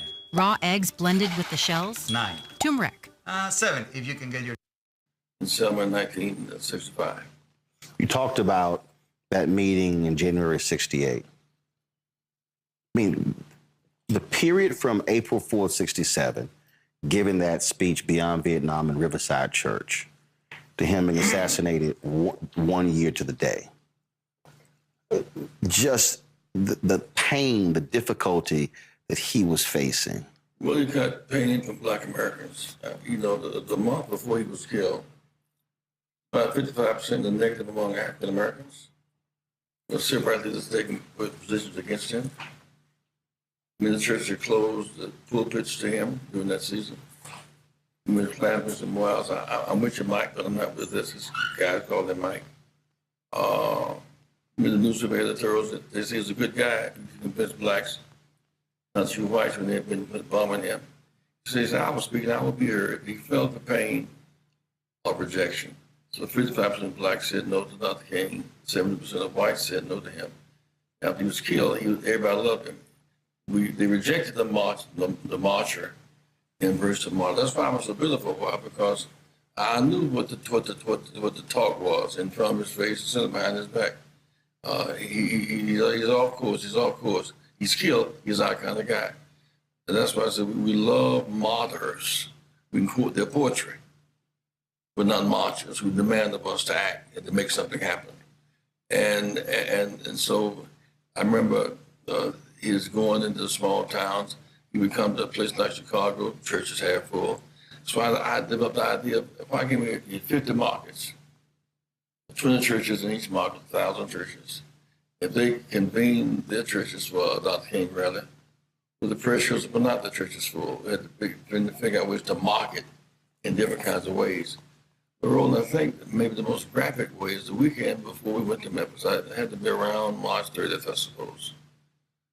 He called on Friday night about 9. He said, I want you guys to meet me tomorrow morning. I didn't want to go. We had a breadbasket meeting the next day. It was up and moving. He had been there 2 weeks before. Bevel said, we went to Chicago. Bevel was tired of being in Chicago. We said, I think T.Y. may have been in Cincinnati or something. So thought we'd be there. So the kind of Rev happened to call about an hour later and said, look, Martin is challenging us to come together.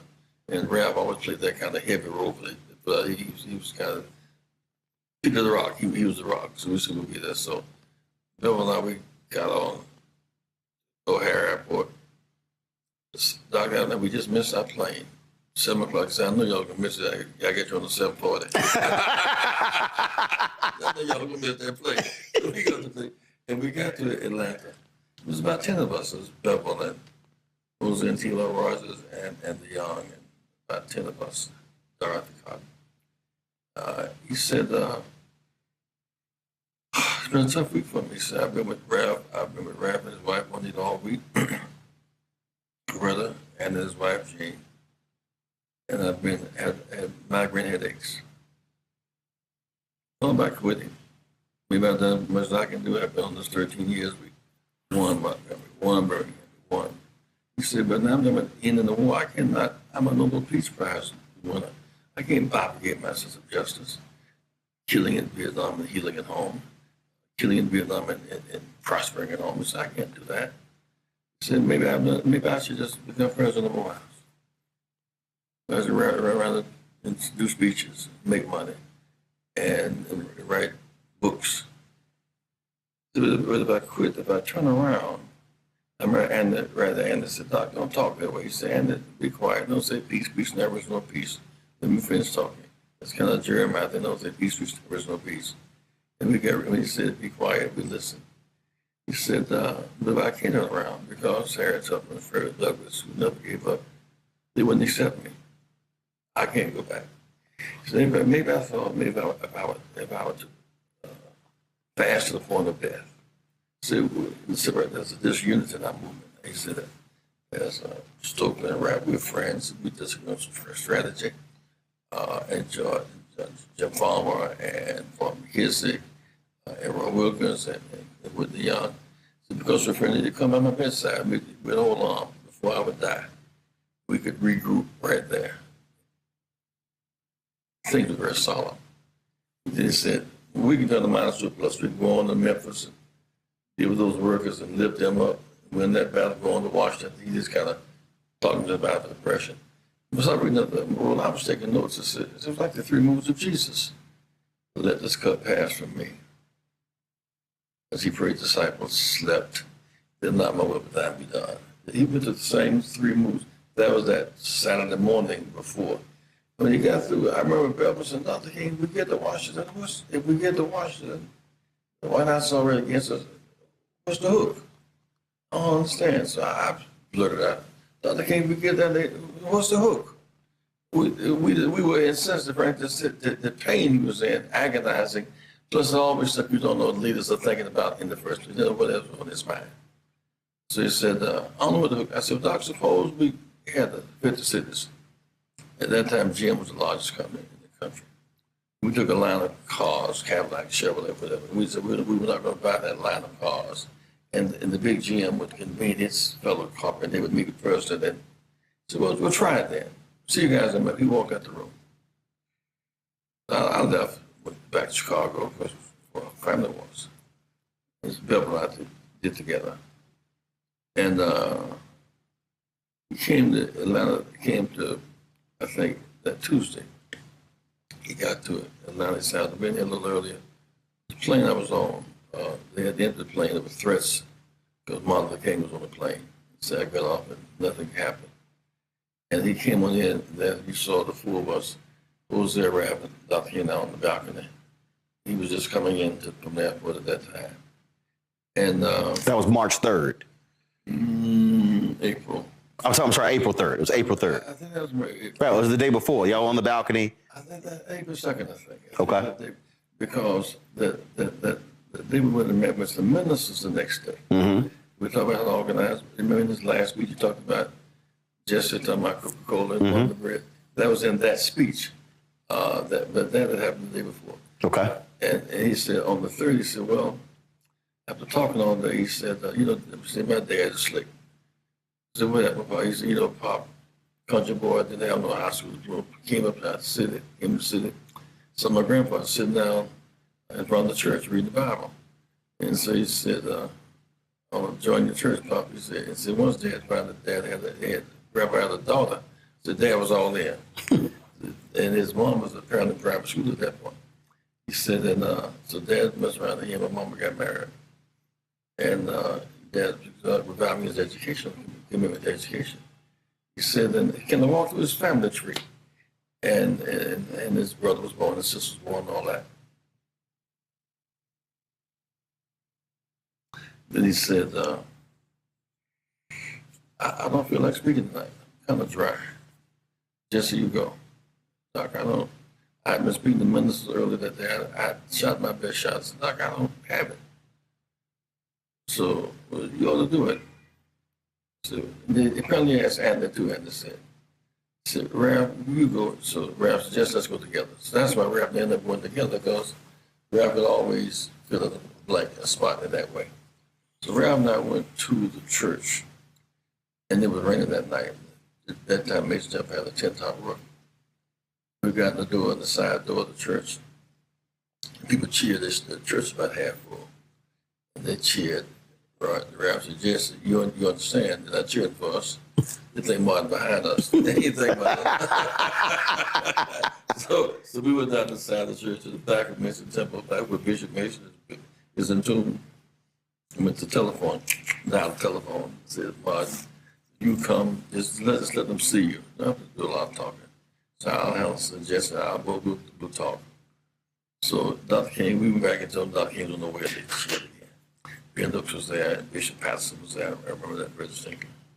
Dr. King walked in, they cheered. And so the rabbi gave a rather long introduction. Trying to let him buy time.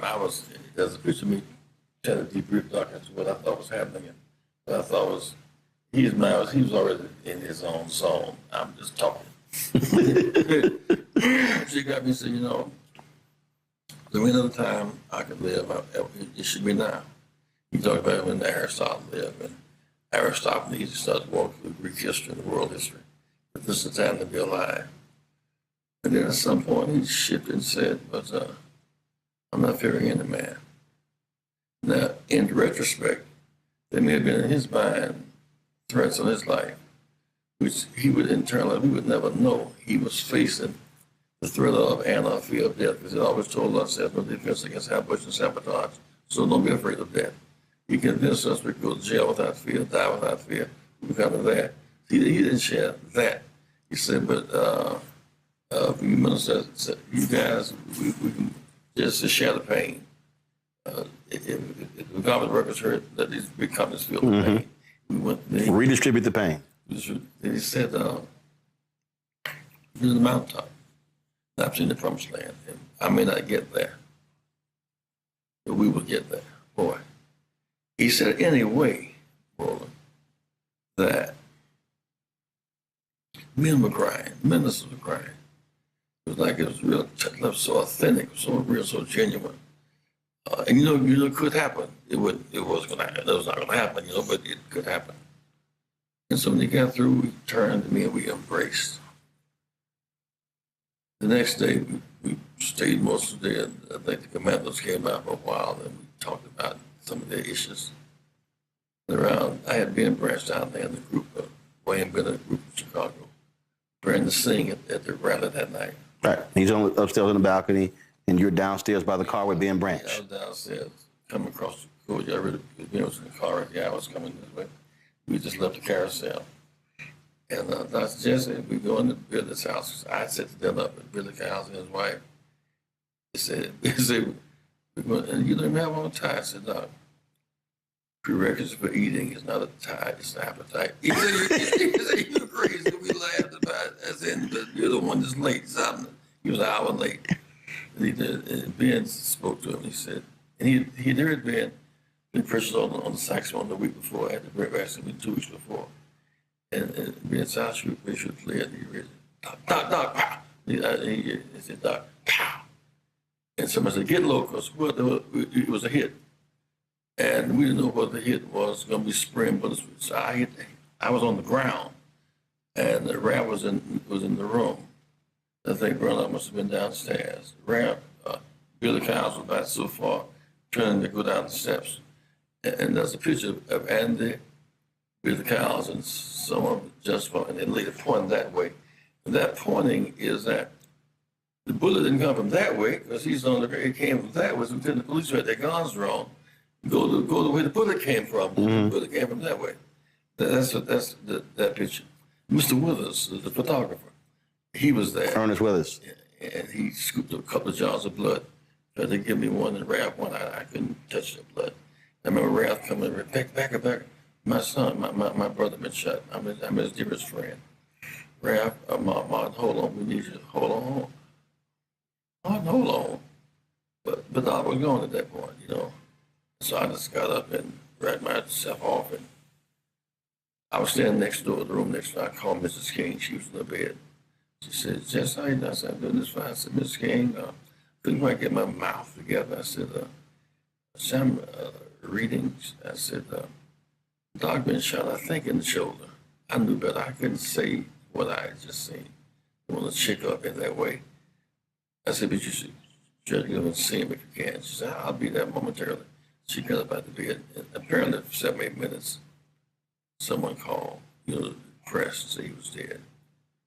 Man, bedlam broke out.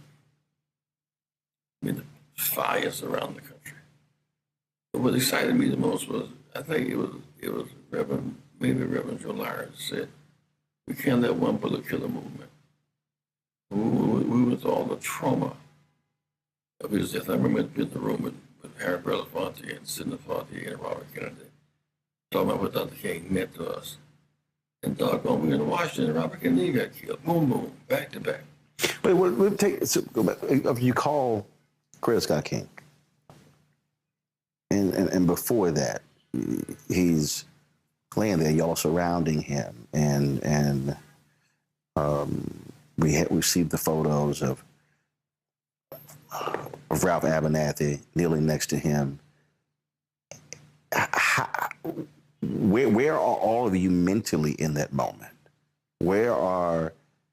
Because, I mean, this is your leader. This is, I mean, you were just joking. You were talking about going to dinner. Brains frozen. I mean, what do you do except somebody, I think Billy Collins got a sheet to cover his face. I think that somebody called the ambulance, 911, like, we're frozen. And the ambulance came rather quickly. It was too late. He was dead upon impact in my jet. Billy hit him with that and blew his heart out. And so I called BON in Chicago, because at that time, Don Canese was running the news and Rebels. My wife and children, and Red Bastard in Chicago, because we had a pretty substantial movement running by the time. And so I explained in the press game what happened. Jose and I was standing side by side. There's pictures of that press conference. And rather than go with them to the morgue, I flew back to Chicago because my family was there. All the rest of them lived in Atlanta. I lived in Chicago. So you wanted to get back home immediately? Get rid of my family and get ready to come back to Atlanta because of the funeral. Others who went to Atlanta stayed in Atlanta. I went back to Chicago to be with my family to organize them, frankly. And it was it was tough. It was painful. And yet it was the kind of numbness, the kind of adrenaline kicks, the kind of numbness of the brain. And I remember getting home by 1 or 2 o'clock in the morning, and 400 or 500 folk at the airport, lots of great passengers, Mrs. Loman, Jackie, and the children and all that. I went home and fell across the bed, took a nap, woke up, and Senator Percy was there. Said he's sorry about what happened last night. I got up and went down to City Hall in Chicago. And what upset me about that meeting was the same ministers and politicians who were against him. So out of Monday, April 2nd and 3rd, they were, how much I love Martin. I wanted to kick a table over. I mean, this is so. And you didn't change clothes. You slept in those clothes. You go down to City Hall, and there's this outpouring of let's rename the street Martin Luther King Drive. All that. I thought all that to be so hypocritical and symbolic. It had nothing to do with what we had lost. But let's say a $10 street sign for $1 billion profit. And so I went back to Atlanta, and Andy was in his blue jeans, and so was James Orange and Bevel and Reverend Abernathy. We more or less kept on what we had on 3 or 4 days. It was just kind of, we had the mule train. It was not a place for exactly suits and ties and 3-piece suits. If it's that kind of scene, you know. And I thought Abernathy was particularly good. He was doing the straight ministerial processing, and I thought was traumatized by it in a big way. Double, I think, had a very clear head. I think I had a clear head. I don't know where I was really. And there was lots of pain. Jim Lawson said that, first of all, he would have been on the balcony and would have gone to dinner with y'all, but he said he promised his wife he would always do dinner with his family. He said that's why he wasn't there. So earlier in the day, there was a court hearing, and he was involved in that. but he said he went home. But he said that in the aftermath, he went straight to work. He said, we kept going. He said it wasn't until July or August, he said it was in July, when the grief hit him. He said literally between April 4th and May and June, he said, we had work to do. That's why I kept trying to say when I said adrenaline, because if you're playing ball in the big game and your key guy gets hurt, you can't cancel the game. You can't forfeit the game. You got to suck it up. And in the name of the hurt player play, the name of the deal, you can't give the killers the satisfaction they stopped the movement. They were not successful in stopping us from marching. They were not successful in stopping us from the resurrection. They were not successful in stopping our drive to end the war and to end poverty. We kept moving, and we already had plans. Reverend Walter Fauntleroy was our key guy in Washington for the tent city, the resurrection between Lincoln Memorial and Washington Monument. And it seemed like it rained every day. And I remember one morning, Reverend Abernathy said, Jesse, I want you to be mayor of Resurrection City. That may convene to give everyone give instructions. The press was riding his back because he was saying a lot in Pitts Motel. As if Pitts was Four Seasons or something. It's a regular kind of neighborhood, black motel. And the press was just peeking at him. Because he didn't look, he was not modern, he was rap. And did one hell of a job, in my judgment, doing this season of work.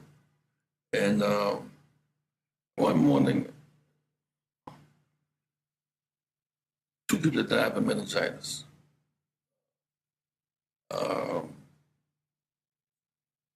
Men that seemed to vacate the camp. Robert Kennedy dead, Dr. King dead, White House turned his back on the scene. And I was looking at women's face and children for the most part. I didn't have nothing to give them, no bus fare, no food. I said, I read the book by Howard Thurman, Jesus and the Disinherited. He said, when you reduce your irreducible essence, when you stand naked against the world, you're still somebody. You still matter. So I said, I am somebody. They began to respond. I may be poor, maybe I'm well, but I may be unskilled. That's where that came from, that moment. That's where that rallying cry started right there at that time. We stayed there for a while longer, but we kept on marching. It hit me much later that year. I found myself refraining from going to Memphis for a long time. And I don't like to go to Memphis now. Matter of fact, I go because Memphis has a new meaning to me now. You see, the king, to me, Atlanta was Bethlehem. He had nothing to do with Bethlehem where he was born. And Mason Temple really was Gethsemane, mountaintop. And the balcony was Calvary. In a certain way, I can understand about it going back to Atlanta, but he went to heaven from Memphis. It happens to be the place where the poor blacks of the Delta of Mississippi and Arkansas and poor whites of Appalachia meet at that Mississippi River. That's where he died. That's where he left us. And there's still a story to be told about when blacks from the Delta of Arkansas and Mississippi and who picked cotton and coal miners who dig coal for find common ground, there will be a New Jerusalem, so to speak. There's not to be said about Memphis as not as a place where he was killed, but as a resurrection site, because the resurrection does not take place far from the crucifixion. Memphis has lots of challenge, and there's a new kind of South now. You couldn't have had the Memphis Grizzlies behind the cotton curtain if we not been successful. Atlanta Falcons, Dallas Cowboys, you couldn't have had Toyota, Mississippi if we not been successful. We pulled down the cotton curtain, built a whole new world, a whole new South, which laid groundwork for many new things in America. So his blood fertilized the soil and created a whole new dynamic in American politics. They expect 30 to 50,000 people to come to Memphis to commemorate his assassination. But what do you want? And in fact, they expect several former presidents to be there. I asked Trump at the White House when he met with the TV anchors, does he plan on attending? He said he thought so. If Trump is there, What do you want him to leave Memphis with? And what do you want the people to leave with? It's one thing to come there to commemorate, to remember his assassination. It's different to leave. I don't think Trump has been to the statue on the mall. Trump's positions are so antithetical to Dr. King's vision, he may not be received well. Should he come? Well, it's his choice to make. I don't think he'll not be cheered. It's not like he'll be cheered. My concern is not that people come for the service, for the celebration, the commemoration. The 4 million blacks in the South are not registered, man. If we can register 2 million new blacks in the South, we change the South and change the country. In spite of all of the negative stuff that comes from the Trump season, we won New Jersey. Ain't got a black lieutenant governor. Virginia, one guy says he would Robert Lee and the Confederates, and the flag and the statue. The opposition, we won that, and 1 of every 5 votes was African American. We winning. Go ahead. We're going to Alabama. And Roy Moore and Trump shoot their best shot. We win 1 of every 3 blacks, African American. So that some of that energy must be turned into every high school senior, man, should come across the stage with a diploma in one hand and vote a card in the other. In fact, there's a placard there. There's a placard. One of my concerns, right down to the black belt. That's a case in point. All the high schools got black principals. You can convene those high school seniors as you would for prom or for graduation and register. And there's no George Wallace to stop it. There's no Bull Connor to stop it. Like, do it. You know, there's 250,000 blacks in Alabama unregistered, 600,000 in Georgia unregistered. This is the time for us to show our love for the Dr. King and the cause by fulfilling the dream with a full registration crusade drive. That's why when I talk about the National Civil Rights Museum, there's a, I mean, I was there for the 40th, and when I visited, I saw this, and it has been just locked in my brain for the last 10 years. And the sign said, it was a young girl, and she said, "All I want for my 18th birthday is a voter registration card." I mean, out of everything in that museum, that's the one thing that is locked into my head. Well, one thing we do in Chicago now, there's an election March 20th. The roads closed February 20th. We've gotten Illinois automatic voter registration. New York, Pennsylvania, and Michigan only have 1 day to vote. It's on Tuesday. Chicago, you have a month to vote. But there are 10,000 students in Chicago proper alone. We want to have all 10,000 high school students registered by February 20th. Then that's the suburban rank. There's the rest of the state. This to energize and unleash these youth the power of applied civics. All those in city colleges, concerned that they can't afford the additional books, vote for them. All those in college who want tuition lower, since student loans are greater than credit card debt. I mean, this is the time to fight, not just to commemorate, to look forward, not just to look backwards. And so I know there'll be huge crowds. There'll be those who are in the crowd marching who will not be registered. That's sickening. I gave a speech at Georgia State yesterday, and I've said this in numerous speeches, that what troubles me is that every year around Dr. King's birthday, around April 4th, people talk about Reverend Dr. Martin Luther King. And I always say, first of all, he accepted the Nobel Peace Prize for the movement. And so it was Fannie Lou Hamer, Constance Baker Motley, Ella Baker. It was all of the folks who were working to make it happen. I said, the trouble that I have is he has become what I call America's civil rights mascot. Pull him out.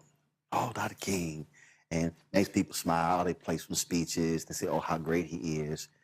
As opposed to what you said earlier. What did he stand for, fight for, and die for? Use that dollar. Economic leverage, so we have Wall Street Project. Use that vote to affect the makeup of races. You put on 4 million new votes across the South will go from red to blue. Because what we proved in Georgia, except it was nullified this time around. The votes were nullified. And Alabama and Virginia, the southern states. And we voted in coalition with progressive whites, women, and workers. We're the new majority. You know, we got the right to vote in 1965. First 185 years to protect the right to vote. White women couldn't serve on juries, it unleashed that dimension. 18-year-olds couldn't vote. Those serving in Vietnam couldn't vote on college campus, couldn't vote bilingually. That's 3 million Korean Americans, for example. That post-Selma generation, that's what drove my campaigns in 84 and 80. That's what drove President Barack to the White House. The post-Selma voters and fighters.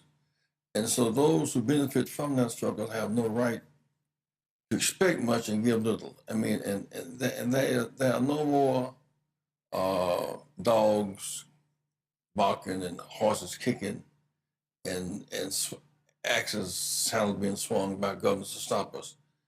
And that requires really doing it.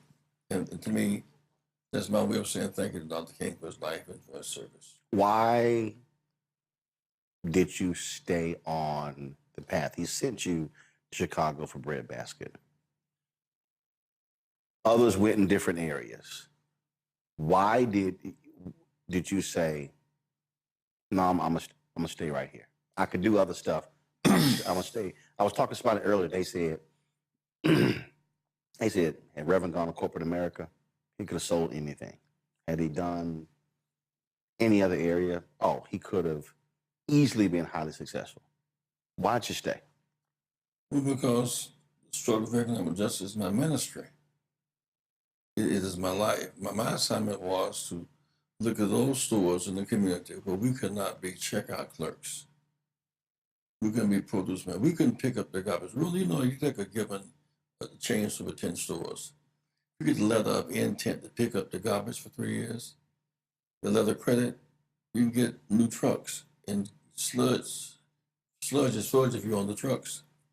We built the first chain store, national tea store, 47th Calumet. We began to build a new urban paradigm. And breadbasket became such a hot item before he died. And that's why I mentioned in the last speech in Memphis, because I saw in it a way to fight for economic justice. But I saw the caucus as being the political caucus, Black caucus, politics, but then the capital of Wall Street. So now we're getting our share. So the economic principles are different. If you spend more than you make and vote less than you can, that's suicide. You must spend less than you make and vote all that you can. That's the principle. There are a few companies that can survive our sustained economic withdrawal. And therefore, I went to the shareholders meeting at Hewlett-Packard, and they had said first in Silicon Valley that we should not leverage them because they could withstand it. And second, the position was that they didn't have to show the EO1 reports. So we bought shares of stock in 25 companies. That's as opposed to picking outside. We went to shareholders meeting, where you have Bloomberg and New York Times, New York Bureau in the back. So I said, 25% of our company stock is African American Latino. And none of them on our board. We can share about that much stock. We don't advertise to any of them. None in our C-suites. They said, wait, let's have a meeting. So we met, and I must say it was a very good meeting. Now there are 4 Blacks on the board of HP. Jim Bell's on the board at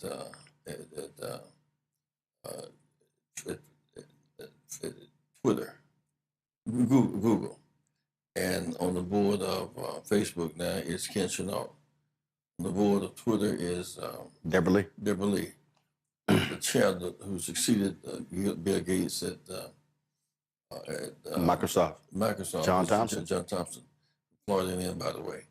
But by going to those meetings and leveraging our consumer strength and our capacity and gender coalition and imagery, that happened. So I find this to be fascinating ministry.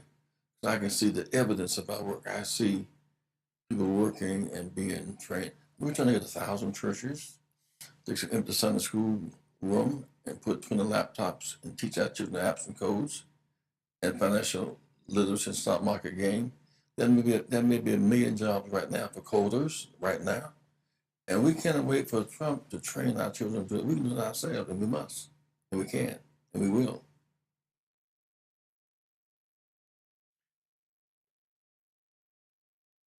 If he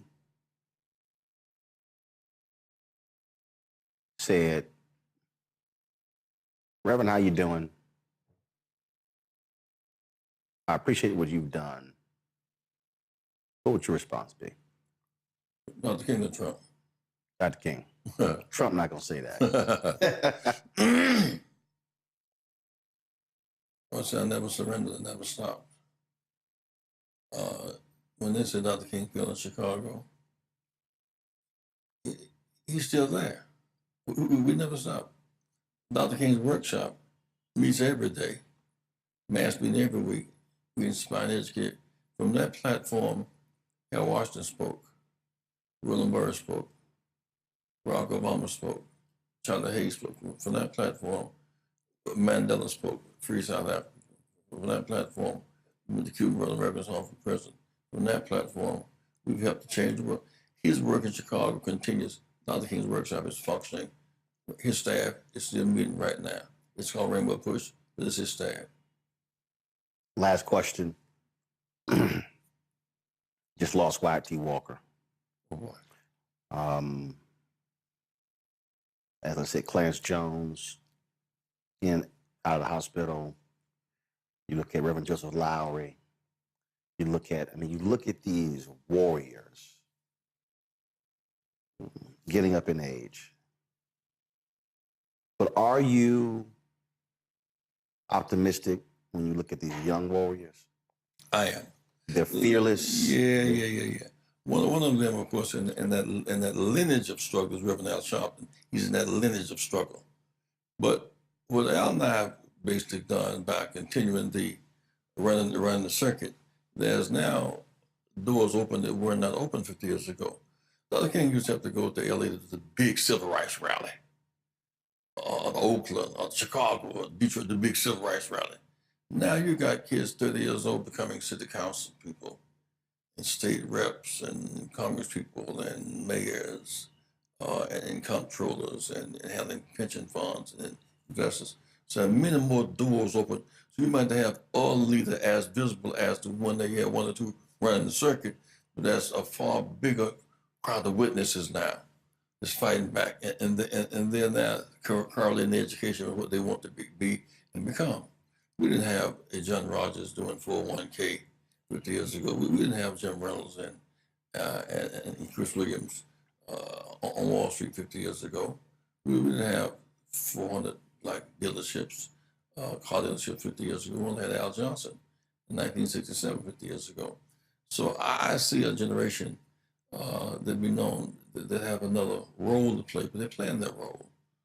And in Chicago, right now, you see the dynamic.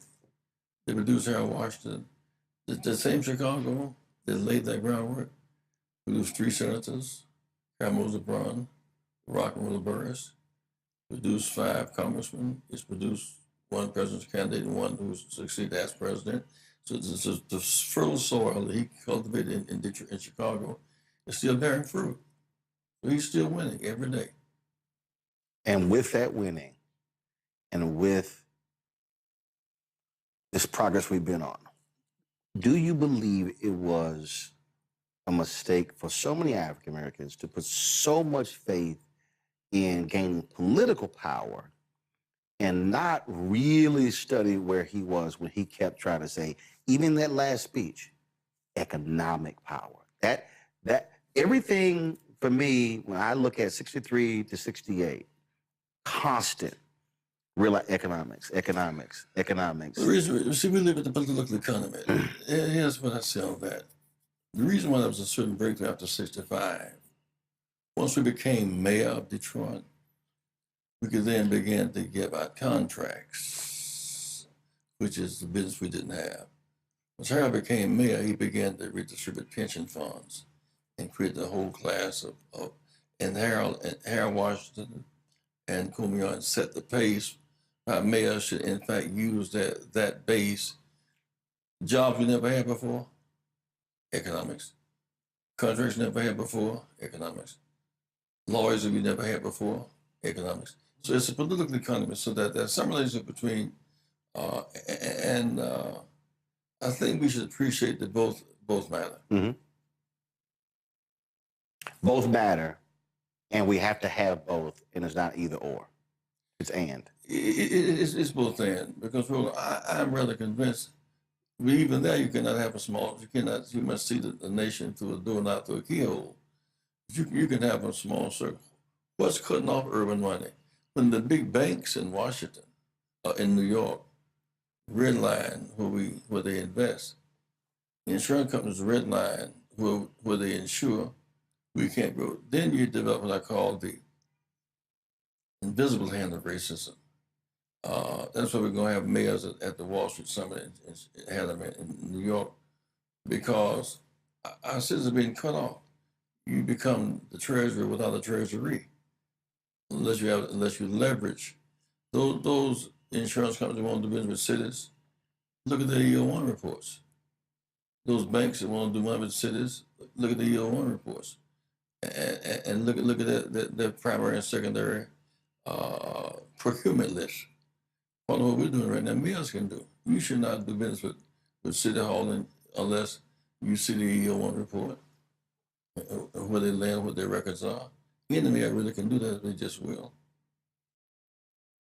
All right, folks, that is it for us. We certainly appreciate you joining us on today's show. If you missed any of our coverage this week of the passing of Reverend Jesse Jackson Sr., please go to our YouTube channel or go to Black Star Network app. Check it all out. We will have more things we'll be covering this weekend as well. All right, folks. Don't forget, support the work that we do. Please join our Bring the Funk fan club. Our goal is to get 20,000 of our fans contributing on average $50 each a year. That comes out to $4.19 a month, 13 cents a day. You support this show. You support The Breakdown with Brittany Noble. You support The Other Side of Change. You support the numerous shows that we have on the network. And so we greatly appreciate it. If you want to use Cash App, use the Stripe QR code. You see it right here on the screen. It's also for credit cards.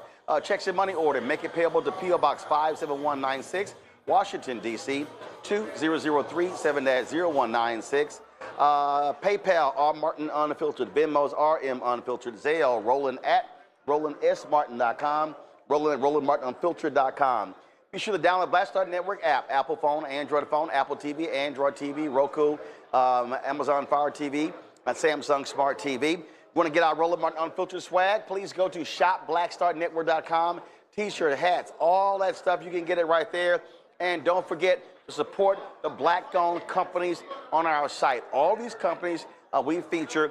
When you buy these products, you also support this show as well. This is about the Black Collective. This is how we buy black. And so please go to shopblackstarnetwork.com. Don't forget, download the app Fanbase and support that as well. And as I said, tomorrow, 61st commemoration of the assassination of Malcolm X. There's going to be a ceremony taking place at the former Audubon Ballroom. This is the Eventbrite. Check that out. And again, if you want to support the Shabazz family, the family of Malcolm X, the work that they're doing, their partnership with Actively Black. This is the X shirt I'm wearing here. So go get the products as well. And that's how you can support them. Folks, we always end the show with all of our donors, the 37,179 people who contributed to this show since we launched. And so, if you want to get your name on this list, all you got to do is give. All right, folks, that's it. Right here. Roland Martin Unfiltered, the Black Star Network. I'll see you on Monday. Holla!